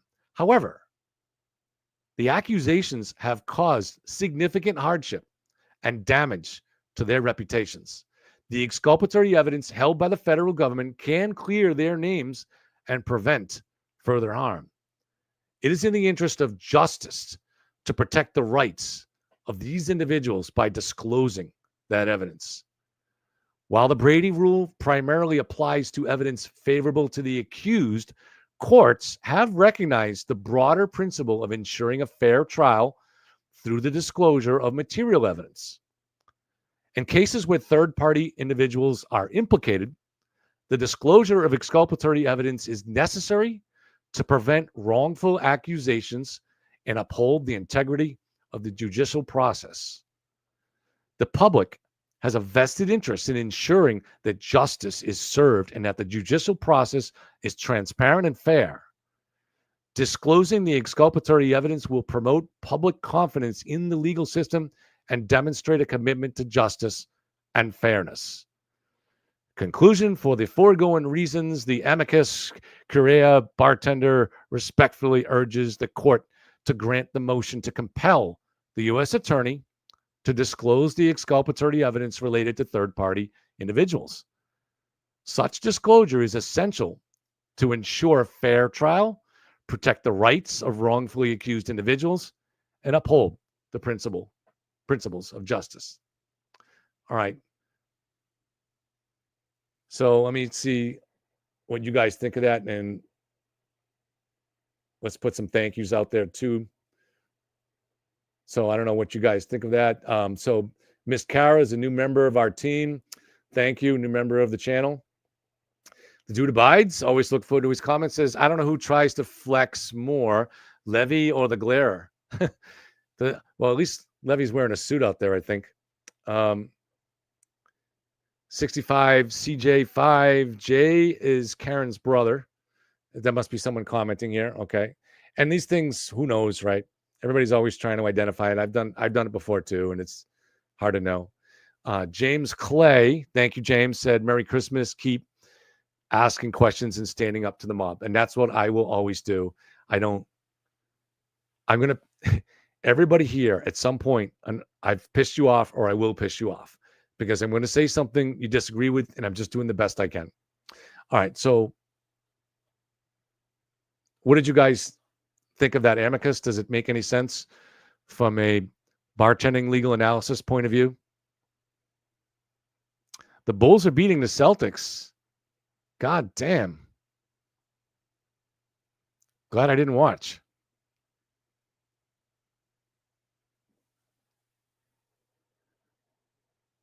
So I'm not seeing anybody saying that amicus sucks, but no one is saying they agree with it, so it must suck.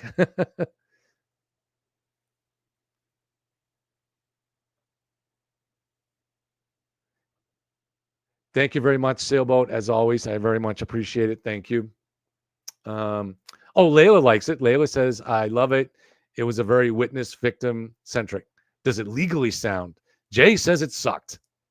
Well, Jay, tell me why it sucked. I mean, I know it's hard to type it here, but tell me why you think it doesn't work. It's hard. I know it's hard in comments to make a legal argument, but try to make a legal argument some part of it. It's probably impossible to do it in chat, but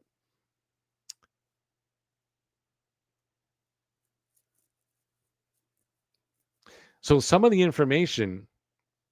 Oh, thank you, dude. I appreciate that. Some of the information that I believe that the feds have, for instance, we know that they got the content of Michael Proctor's messages. We know that they got the general phone records of at least 7 of the witnesses, all people that were named by the defense theory.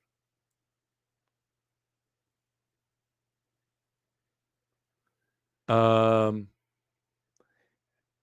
I'm sure he wouldn't. I don't. Karen, are you 821? I'm not sure which Karen. So Karen McCormick said her comments aren't coming through, so we'll have to figure out what happened. Just make sure. I know you subscribe, Karen, so I'm not. We'll get to the bottom of Karen. Don't worry. I can send you the link if you want to come on and talk with me. Karen McCormick, you haven't been on with me for a while, so if you'd like to come on, let me know. I'll send you the link. Nobody would have blocked you, but I haven't blocked anybody today. But so many times in the past, I go to block someone and the screen moves and you accidentally block the wrong person. And I've actually had to try to figure out live on the air how to go back and bring in this friend of the channel back, and apologize to them. So I get nervous about the blocking thing because it moves. Heisenberg says, waiting patiently for the finale. And Claire Marie, thank you very much, Claire. Very much appreciate it. So what information do I think the feds have that would be exculpatory to the witnesses? So again, content of messages. We know that they got Michael Proctor's, and I know at least one other, but I'm not sure how many. Did they get any geofence data? Did they get any location data? For instance, let's ask you guys a question.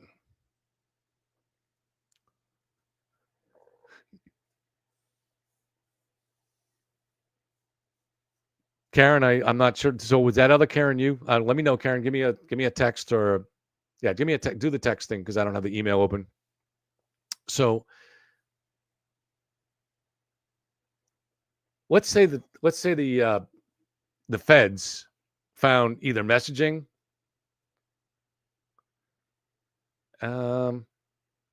See, I don't know, Karen, what your chat name is. All right, so Karen 821 is a different Karen. So I don't see the comments from you, Karen, but it's weird that you're saying. Karen, are you in the Twitter? If you're in the Twitter or in the Facebook and you comment, the people in YouTube won't see it. So go into the YouTube, or actually just come on. Aiden came by, so how come Aiden doesn't he do his members only show tonight? Maybe he's doing a little bit late. Anyways, what if the feds had geofence data from the house, and it showed that Colin Albert was gone, as evidence seems to indicate, by 12:15, maybe 12:20 at the latest? If they have evidence that shows that Colin Albert could not have been in the house, then they're sitting on evidence that could clear someone who's being smeared, a young man being smeared by this. So that's wrong. That's unethical. But they're not required. No news on the chip off, Fiona. Thank you, but no news. So this is what I went into the Brady material. So the Brady material, if you let's say Colin Albert, this is the way around it. Like, let's say that the state were to charge Colin Albert with the murder, then he would be entitled to the Brady material collected by the feds. But that's obviously not the way we want to do this here, But if he's not charged with a crime, then the Brady rules don't apply. So that's the problem. But my Amicus bartender career is to try to get around that. Don't know if it would be effective, because the only way around that is to appeal to the sense of decency of the U.S. Attorney's Office, and that ain't going to work because they don't have none. That's obvious. So you have to find some kind of a legal argument, which is a little bit of an act of creation here, because normal Brady material only applies to exculpatory material to someone charged with a crime.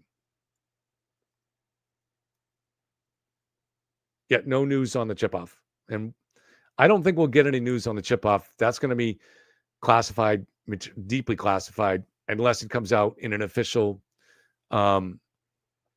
document. So an argument against the motion or something like that.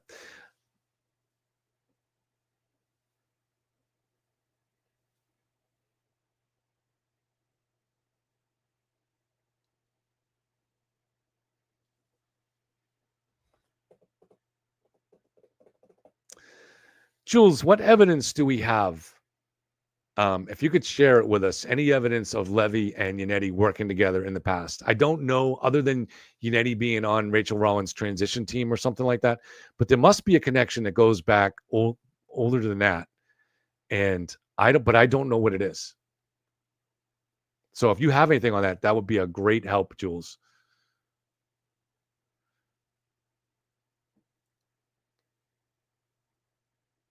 And my King of Kings makes a good point. Why would they risk selling the house to strangers, which would make it easier for a forensic team to get permission to go in there?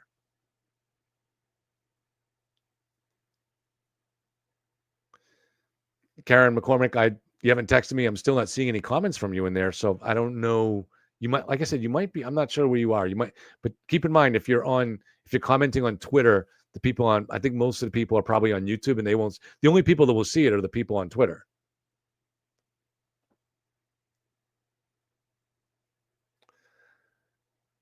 So I'm getting the impression that the overall reaction to my Amicus is, don't quit your day job, Kev.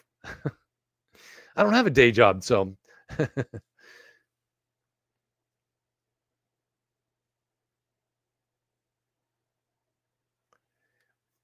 I'll take this on. So why do people feel bad for Colin? Didn't he completely lie on the stand? He's not been charged with perjury, so I don't know what you think he's lying about. I think it's possible that the way he really hurt his knuckles was punching a wall, and he just didn't want to say it. But I think the reason you feel bad for Colin is that he's falsely accused of murder. That's the obvious thing here. He wasn't there. The evidence is he was not in the house. So you get frustrated with this case because there's so much evidence that really supports the prosecution, no matter how weakly it was presented, or ineffective. Maybe ineffectively is a better word, but the evidence is overwhelming, and people get lost in all these arguments that are put together by the defense. Like I started out with why did Brian Higgins wipe his phone? Well, he didn't. So why did Brian Albert wipe his phone? He didn't. Why did Jen McCabe delete all those texts? She didn't. So this is the problem here, is that a lot of the stuff that's continuously put out, non-human hairs, library gaps, it's just bullshit that is meant to deceive people. Why were the phone calls answered inside the house when Jen called from the street? They weren't, and that was established at trial. They listed as answered on Jen McCabe's phone bill or phone extraction because they went to voicemail. Very simple explanation, right? But if you're Turtle Boy, you don't want it. And if you're Free Karen Reed, you don't want it. And if you're a lot of people that just have been swept up because this seems like the conspiracy, the great entertaining conspiracy of your lifetime, you don't want it either.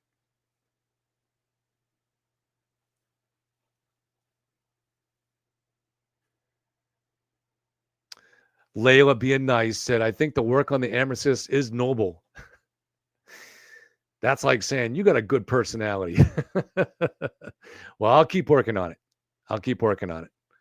And then get it to a lawyer and see if they can take it to another level. That was just scribbled out today. I didn't even have time to finish it.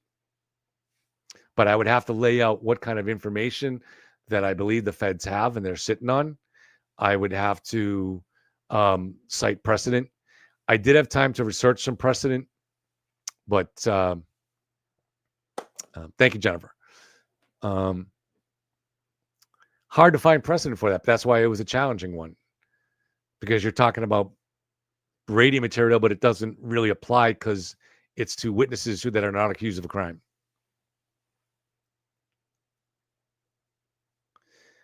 The diehards will never understand. Thank you, Marlene. I appreciate it. You're right. Comfort and joy. It's just, it can be a maddening, frustrating situation. So, an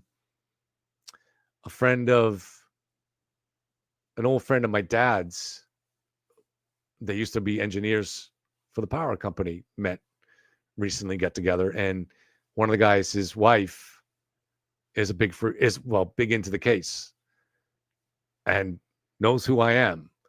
So does this, not that anything negative was said, but this is unfortunate here, is that people have been swept up by this conspiracy.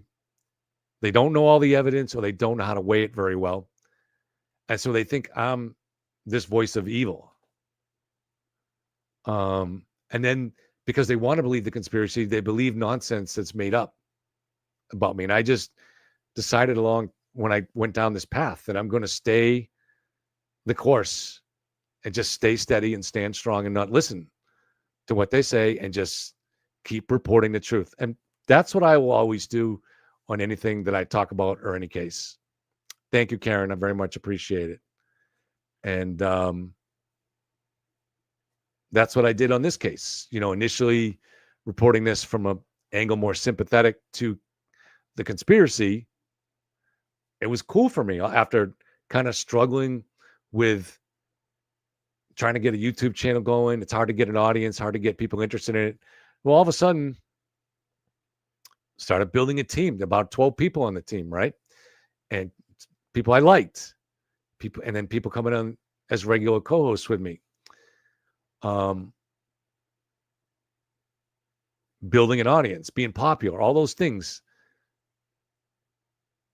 All I had to do to maintain that was to keep pushing the conspiracy. But I just won't do that. I'm going to always ask questions until I get to what satisfies me as the truth. And that's what I did. And eventually, because of that, I had a falling out with Turtle Boy. I didn't really he came in, accusing me of both sidesism. I was like, what? That's an insult? I don't even understand that. That's what everybody should be until they have enough evidence. And we hadn't even had a trial at that point. That was, long before the trial. And so what I said is like, dude, you're clearly just pushing the defense theory. You're in communication with the defense team. You lie, he said. Well, we now know that I was completely telling the truth on that, but why didn't anybody else understand that? Why didn't even Free Karen Read people say, okay, I believe there's something fishy here. I believe Karen is probably innocent, but clearly Turtle Boy is getting all of his information from one side. And I'm not saying they should have ignored him. I'm saying, but they should have sought out evidence from the other side. Why were they shocked at the idea that he was getting all his evidence from one side? All the evidence came out on day one in his very first article. Very little was added to it after that. So he didn't have the Boston Globe Spotlight team digging this up. He was handed all that. That was self-evident. I thought that was self-evident to me from day one. But it wasn't to Turtle Riders, and I don't really understand why. But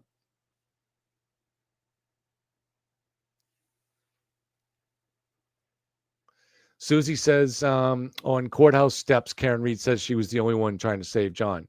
And yes, and that we know that is not true. All three of the women were trying to save John. Jen initially had to call 911, but then they were all doing CPR. And when you see the video from Officer Saraf's dash cam, and I'm not saying Karen didn't try to save his life too, but she seemed to be the one that was running around like a chicken with its head cut off. So at least at that time, she was a little bit less focused on saving his life than the other women.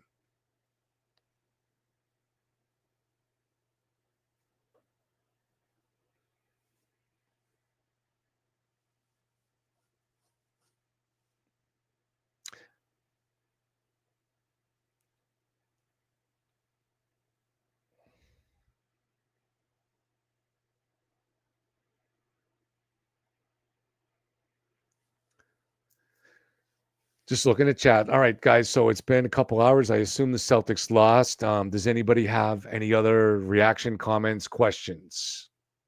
Stay in for a little bit.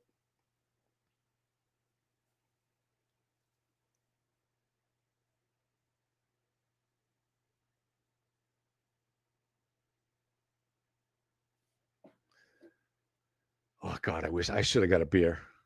I've actually been fighting a cold or COVID the last several days. COVID now is like a cold, basically, so I didn't even test it, but no big deal. But I really should have got that beer. That would go down good now. But let me take my last sip of iced tea.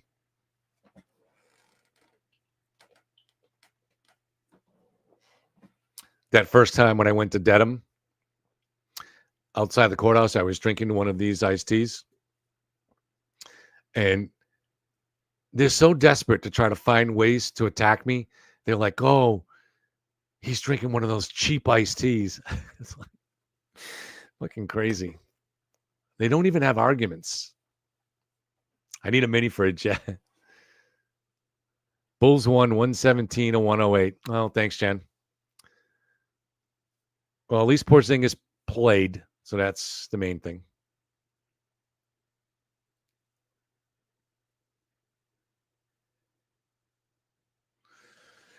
So, no, all right, I got something else interesting for you guys, too. Yeah. Should I say this publicly? I've tried to send this to sources to get this to the prosecution in case it's useful. I don't know if they got it. But anyways, one of our regulars here, sent me a link that showed that Lexus vehicles send data in a stream to Lexus. So Lexus stores vehicle data on their servers. That's the default, unless the buyer decides to disable that when they buy it. So did the prosecution, and Lexus says with a warrant, they will give that, it says right in their website, they'll give that data over to police with a warrant. So did the prosecution send a warrant to Lexus to see if they had any data there? They should have. I like to think that they would know to do that. Can't take anything for granted. Because here's the other problem. The defense the owner of the vehicle could request that Lexus destroy that data.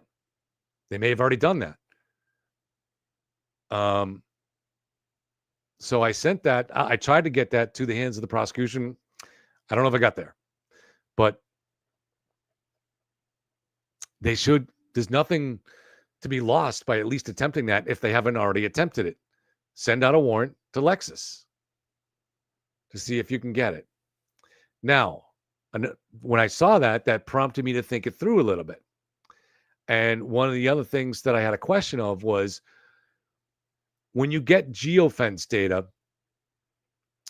can you try to include a vehicle? So when you get geofence, you're sending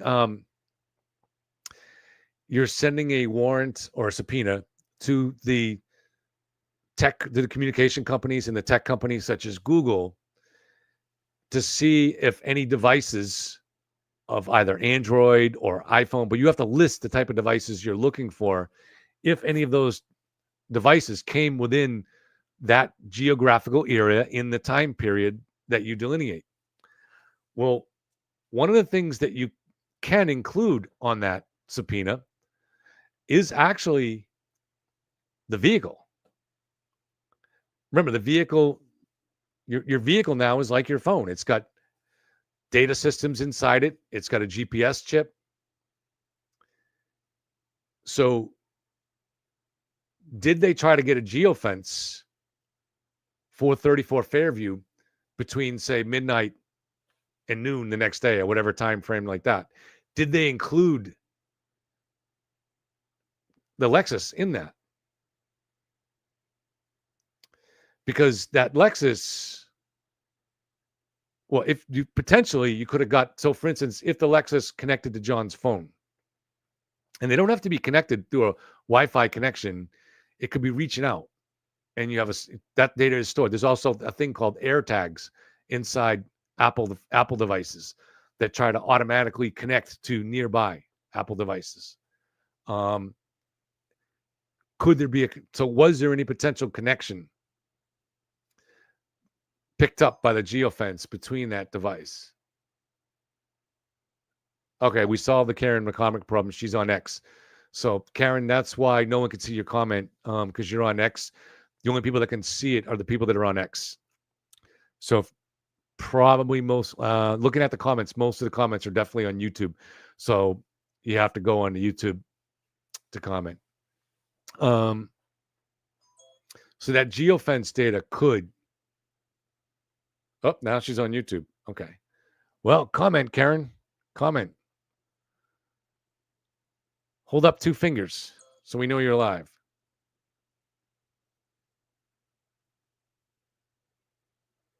Oh, okay. True crime and some wine. I haven't seen that, though, either.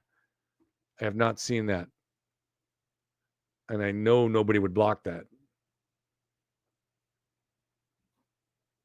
I mean, but and if you were blocked, you wouldn't even be able to post. It wouldn't allow you to post. So I don't know what's going on. We'll figure it out, Karen. Not sure. I'm on X and I'm on YouTube. I don't know. So something strange going on with that. But anyways, so I hope the prosecution fills out these geofence requests to see. Thanks, dude. Just abide, Karen. To see if that Lexus connected to John's phone or to 34 Fairview. Now, my guess is it's a little too, unless they had a really, really good Wi-Fi inside that house, it probably did not. But we can't rule it out, right? Or it could have connected to a house across the street too, right? If it did, that kind of connection would be detectable through that geofence subpoena, I believe. And I did some research, and it found that seems to be the case. So these are things like we don't know what we're doing, right? We're not trained to do this stuff. But what we've learned from this case is a lot of mistakes get made. This stuff is always changing, and there's a lot of angles that the prosecution didn't consider. Hi, Steph. Good to see you.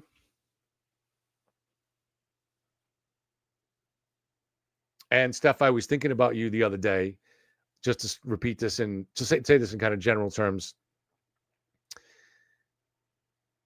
Not that this has happened to me either, but it's happened to me in life many times, but no, I mean, not in this case. It happened. No, it did actually happen once, but if you become friends with somebody, you don't care that somebody tricks you. I don't care about all those idiots that attack me on social media. I really don't care. But if somebody you start to trust betrays you, then you do care about that. That does hurt. So I can understand what you went through. It's not your fault. It's what they are. But I do feel for you.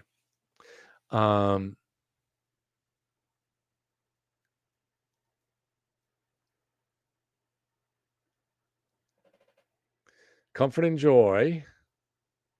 Let's put up her comment. The thing is, the free Karen readers aren't brain dead in most things, just the Karen Reid case. They seem to shut down all critical thinking skills and go on emotions. There is a lot of that. There's no question that there's a lot of that.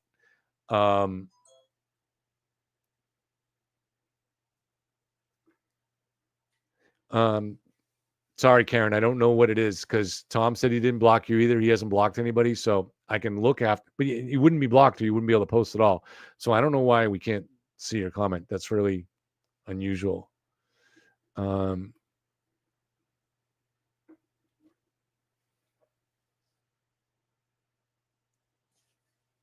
we're back. So back to Comfort and Joy's comment about the free Karen readers.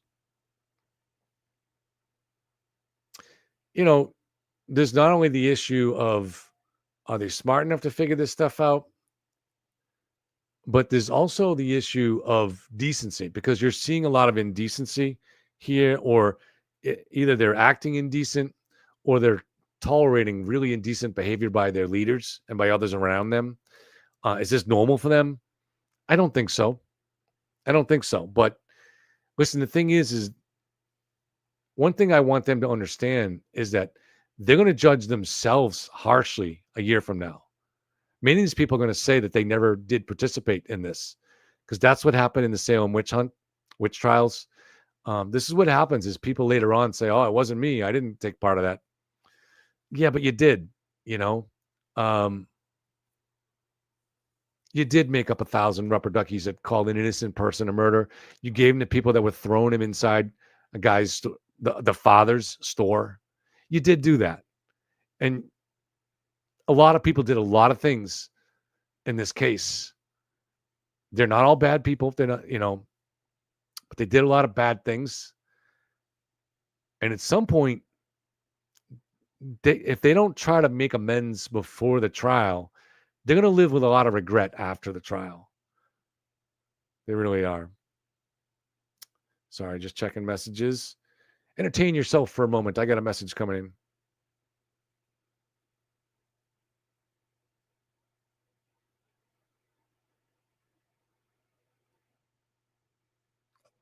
Okay. I always check these messages during the trial in case it's something relevant, because sometimes someone is responding to something I'm saying. Pat, thank you very much. I appreciate it. Good to see you, my man. Maybe we'll have that. Maybe we'll talk before Christmas.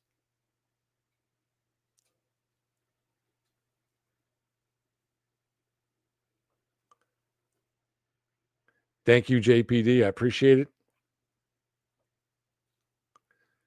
Pat says the feds didn't find exculpatory evidence. That alone should be enough for most normal people to realize there was no corruption or conspiracy. Of course, what Pat is talking about, the exculpatory evidence for Karen. But what I'm saying, and yes, absolutely, excellent point, Pat. But you're making people think with that. And that's the problem, is people don't want to think. They don't want to do 2 + 2. They just want to be told the answer is 4. All right. So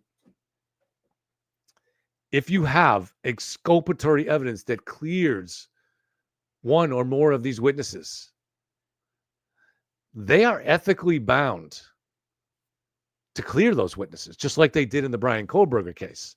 Not the feds, but the local police there and the state police. So you're bound to do that here. If you're Josh Levy, if you're the feds. And it's important. If you have that if you have information that shows that Colin didn't go in the house, how do you fucking sit on that information, Josh Levy? You're going to make the excuse, oh, investigation is ongoing. What? There's nothing ongoing on anymore, and you know it. This is how the FBI rides out something that's embarrassing. They leave it open. They say, even though they're not doing any investigating, they say that it's open. It's bullshit. Even if it was ongoing, you can still reveal evidence that clears someone. Don't give us that excuses. All right? Because Josh Levy, you too have to live with yourself when this trial is over. You'll probably end up some cushy job teaching at some law school with some other liberals. That's where all the, there was another pit bull. This one he was the pit bull for the Russiagate prosecution. I can't remember his name, but guilty, they were all wiping their phones legitimately. And he now teaches at NYU. It's disgusting. You can't get that back, Josh. You got to live with yourself. If you're using this as an excuse, you're saying we're not going to make this information, give it to these people or make it public because there's an ongoing investigation, or because FBI policy is that when there is no true bill, we don't reveal the information. Fuck off, dude. That you're making excuses. The reason you're not revealing it is because you look bad. That's the only reason. You know it. If you want to become a man, do that thing that makes you look bad for a day, but is honest. It's a sign of integrity. If you want to grow up, to be a man someday, Josh Levy. That's what you'll do. And Trump will not reappoint Levy. Oh my God, no. No, everybody knows Levy's gone. Why do you think he's doing a press conference every day now? Because he's enjoying his last month.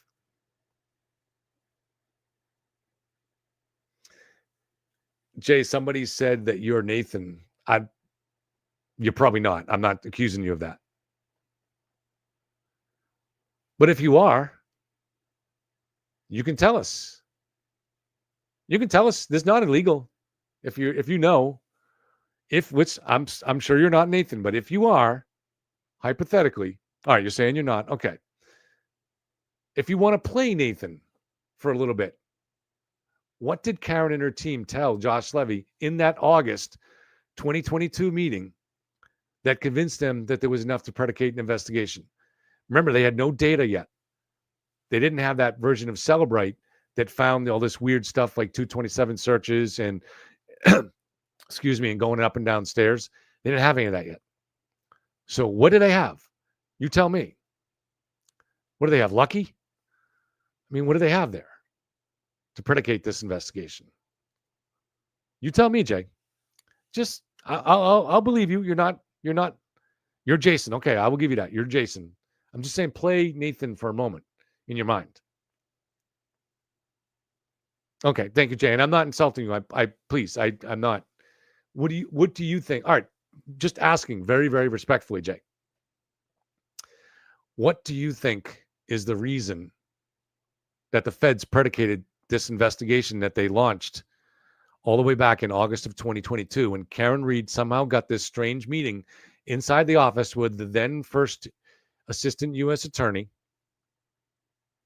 and she came out of it so excited that she sent Natalie, and I've seen the screenshots of this, messages saying the first assistant U.S. attorney himself is going to take over this case. And she sent like a flow chart showing how high up he was.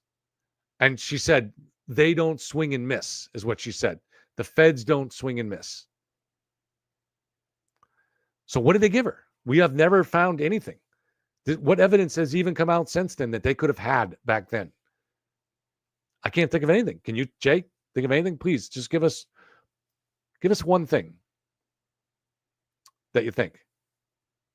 Okay, I'm asking respectfully. We know that it wasn't data related. So was it the fact that Proctor's sister was friends with Chris Albert's wife's sister? Was that what it is? I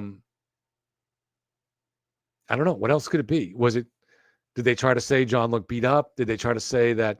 So it could have been the autopsy photos, right? Did they give him the dog bite theory at that time? Maybe.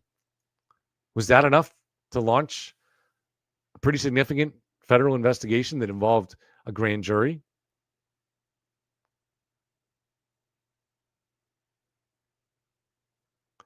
So that's a good answer, Jay. We put it up on the screen. He says, clearly Levy had already began investigating corruption in law enforcement agencies, and this case fell in their lap. Birchmore as well. Okay.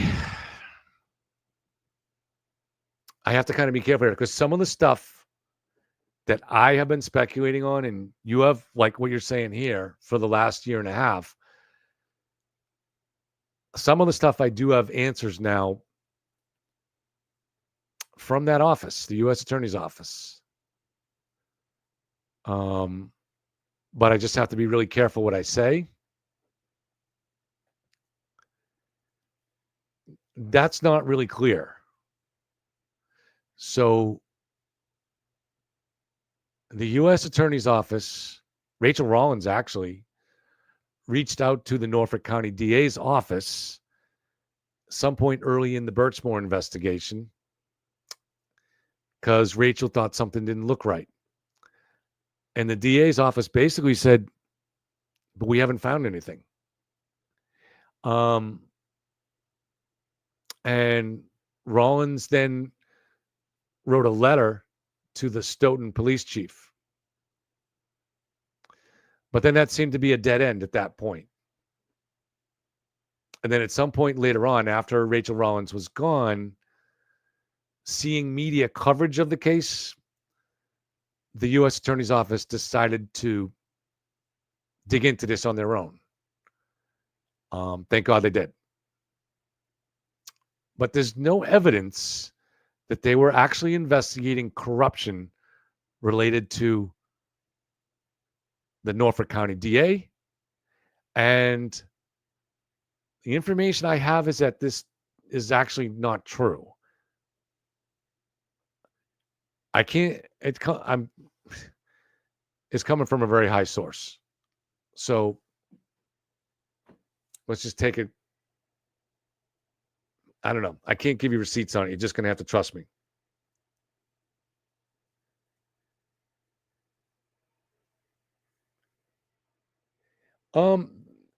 There was no speculation by Rachel Rollins that the DA's office was corrupt.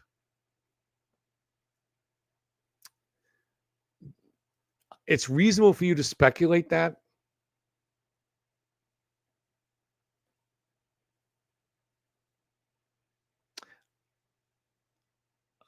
Let's just carefully let that cat out of the bag a little bit. I talked to her.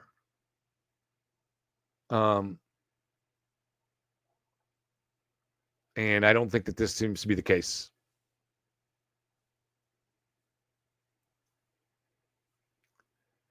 So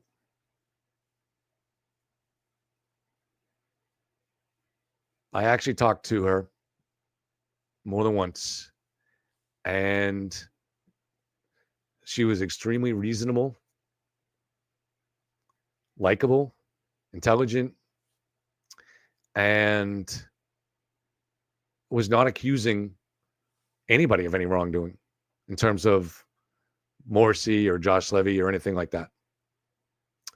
A lot of these things she'd like to know the answers to and doesn't know.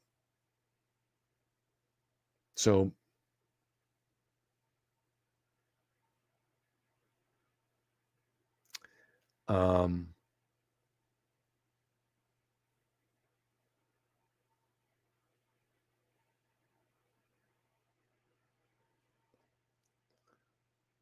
so it seems that the Karen Reed investigation had nothing to do with Rachel Rollins, and there was no investigation into corruption at the Norfolk County DA's office. They simply looked into the Birchmore case based on media coverage, and this would be alternative media coverage. So special thanks to somebody like Mizzy. I forget her full name. She was on the channel here once. She was a young woman who stayed on the Birchmore case. Maybe Kirk Minahane's show, things like that is what the feds were following.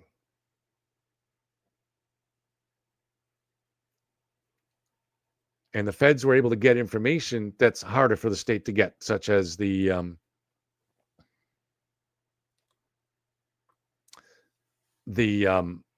iCloud messages. Cheryl says the feds have already said that Higgins and Brian Albert are not a target, which means there's nothing on them. And that's true. Not only that, Brian Higgins is still working, still in the job. He's never left the job. So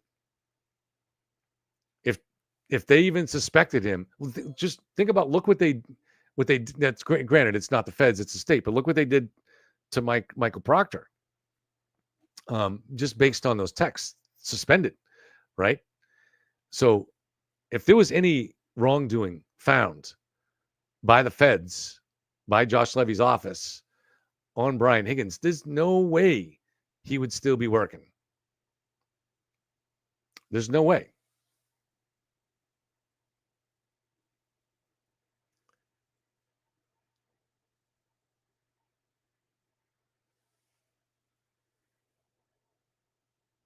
So, all right, it's been a long night, so let's call it a night. I think what I may try to do on the next show, I don't know. I don't know what you guys, let me know if you guys think there's a need for this. There's so many people that have jumped onto this case after the trial, or maybe slightly before the trial. And they have reasonable questions based on, for instance, Don saying earlier, why did Higgins wipe his phone, which he didn't. But you can understand why reasonable, intelligent people look at a lot of this stuff and want the explanation. Now, I have the explanation for pretty much all of these things. It can, either the explanation came out during the trial, or it came out in some other document, or it came out in research into how these things work. Is it worth the time for me to kind of do an episode where I just carefully go through this? The problem is I can do that easily, but I hate to bore people that are sick of hearing it. So our regulars here have been hearing all this stuff, for a long time. And so they don't want to hear it again. Who do I think knows the case better, Lally or Hank? How could I answer that, dude? They both know the case. They both know the case. I would say Lally is the master of wall files and stuff like that. He really put a lot into learning that stuff to debunk the data aspect of this case. But they both know the case. It's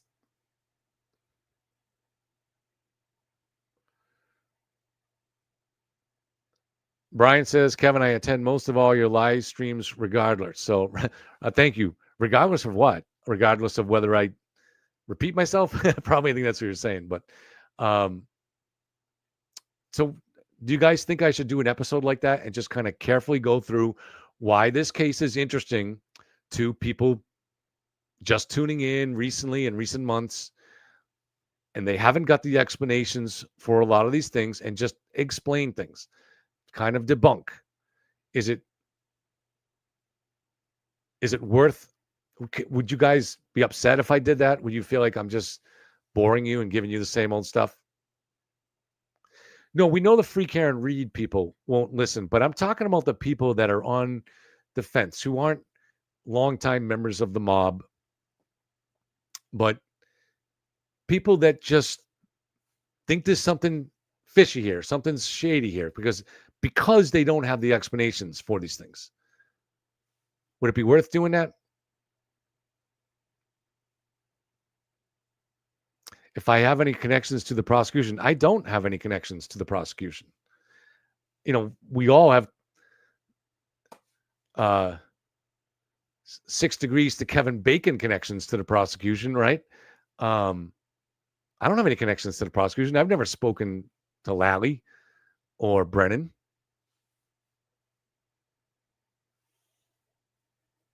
So how would I know something like that? Come on, man.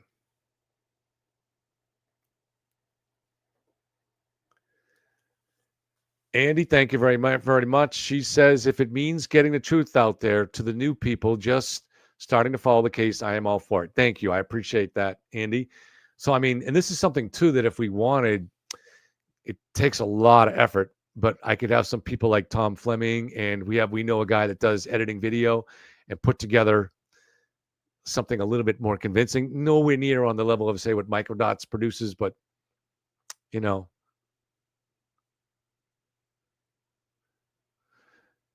Barb says, Lally pitched this game. Brennan is the closer. Yeah, in a lot of ways, because Brennan gets the advantage of learning from the mistakes that Lally made, or things that he didn't do well, needed to do better. He gets the benefit of listening to what the jurors have said. But I have to say, listen, I'm always going to be honest, and sometimes people get mad about this. But I said this 6 months before the trial.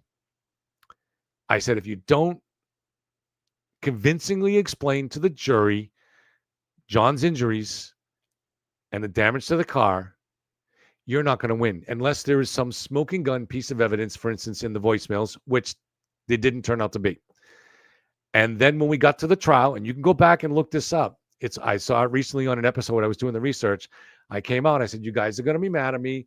This was in the middle of the trial. I don't know exactly when it was, But I said, maybe it was after the prosecution rested their case. And I said, they're not going to get a guilty verdict out of this. I said, I think you're probably going to get a hung jury. I said, because the prosecution did not do what they had to do. And the reason they didn't, those errors were largely strategic. They made bad decisions. They decided that the most important thing was Karen saying at the crime scene, I hit him.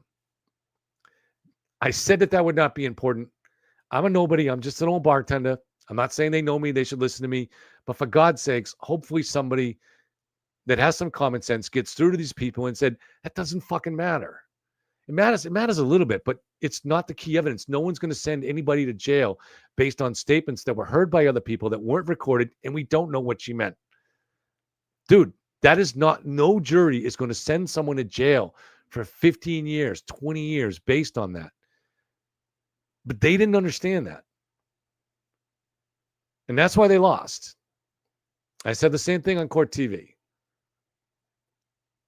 So I don't believe the prosecution is going to make that mistake again. But if they make that mistake again, same mistake that Lally made, you're going to get the same result. You're going to get the same result. And we don't know what their explanation is going to be in terms of John's injuries. This time, they are bringing in independent experts to explain this stuff. That's what was needed the last time. But we don't know what we know they're bringing them in, but we don't know what their explanations will be. Those explanations have to be convincing to a jury. If they're not, you're probably not going to win. So my guess is that John's elbow, he probably did something like this, defensive at the last second, realized the car's coming for him. The elbow hit the taillight, which was going 24 miles an hour. So that's a lot of force. That broke off the corner piece. And as the car continued to push through, the housing underneath that plastic taillight cover, that housing, which is now exposed, created those parallel lines on the arm, which was bent. That's my belief. But I don't know. We don't know that, Comfort and Jai. So we know that there was a turtle rider, that we know that the dismissed juror was a turtle rider. That's all we really know. We also know the alternative juror seems to have been a turtle rider because she showed up in pink. But the actual people on the jury, we don't know that. There's no evidence of that. And, we got the interview that Turtle Boy did. It's limited because it's Turtle Boy, not somebody objective, but this was with a juror that voted to acquit.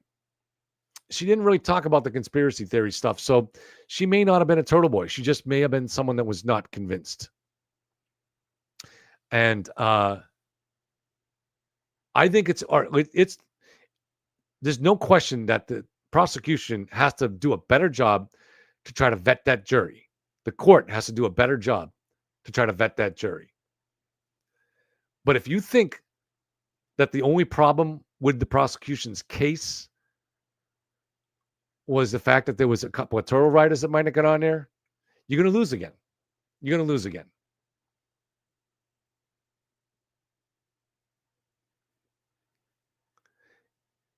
Yes, Kara, absolutely. So I listened to that interview with that juror, and he was very intelligent, and he said that the data, showed that Karen went in reverse around that time and that John's phone stopped moving. Now, again, the prosecution left room for doubt there too because of the way they did it. There are no timestamps on, at least there wasn't then. Now, the new vehicle data may have created timestamps, but in the data that was presented in the first trial, there were no timestamps on those events. So we don't know when they happened. The only way we do know is because those events on the triggered in the date and the vehicle data can be correlated really, really closely with evidence on John's phone. And because of that correlation, we know the time. But the prosecution didn't do that, and the juror didn't talk about that. So I think that I think there's a situation where a lot of the jurors maybe were inclined to trust authority and to trust that the prosecution wasn't corrupt. But that doesn't mean that the prosecution did, or their experts did a good job presenting the case. They didn't. So, all right, guys, thank you very much. We'll give Layla. So the Kevin the Boston Globe article about the cost of the trial was intended to help Karen if there's a hung jury. Yes, exactly. That's exactly right. That's the only purpose of that. And they weirdly made it like they're questioning the wisdom of having a third trial when we're months away from having the second trial. That's really freaking weird for the Globe to waste time putting out a video like that. Really weird. That's a favor to the defense. That's the only possible explanation for that. I'm sorry. I'm sure you agree with me, Layla. I'm not saying I'm sorry to you. That is the only possible explanation for that. So, but again, you connect these dots here. Who could have got that favor done? Yannetti is the only one that would have those. He was a prosecutor in Suffolk for 10 years. So he presumably has deep connections at the Boston Globe. Back to 2021. Who was the one that managed to get that hit piece inside the Boston Globe to try to take down Rachel Rollins' nomination? Again, that had to involve a favorite because Rachel Rollins is a darling of the Boston Globe normally. So how do they get that hit piece in there? Who wanted it in there? Well, Josh Levy wanted that job. So maybe Josh Levy himself had the pull to do that. But I'm suspecting there's a common factor here that Yannetti helped Josh Levy do that. Now, it's a stab in the back. This is why I was saying, Steph, it hurts, right? So if that's what happened, David Yannetti was working on the transition team for that office for Rachel Rollins. But were they conspiring behind her back to get rid of her before she even walked in the door? I think so. There's evidence for that. We'll have to follow it and see where it goes. But why would even Yannetti be on that transition team? Because David Yannetti never worked that I know of for the U.S. Attorney's Office. So why would he be on a transition team for that?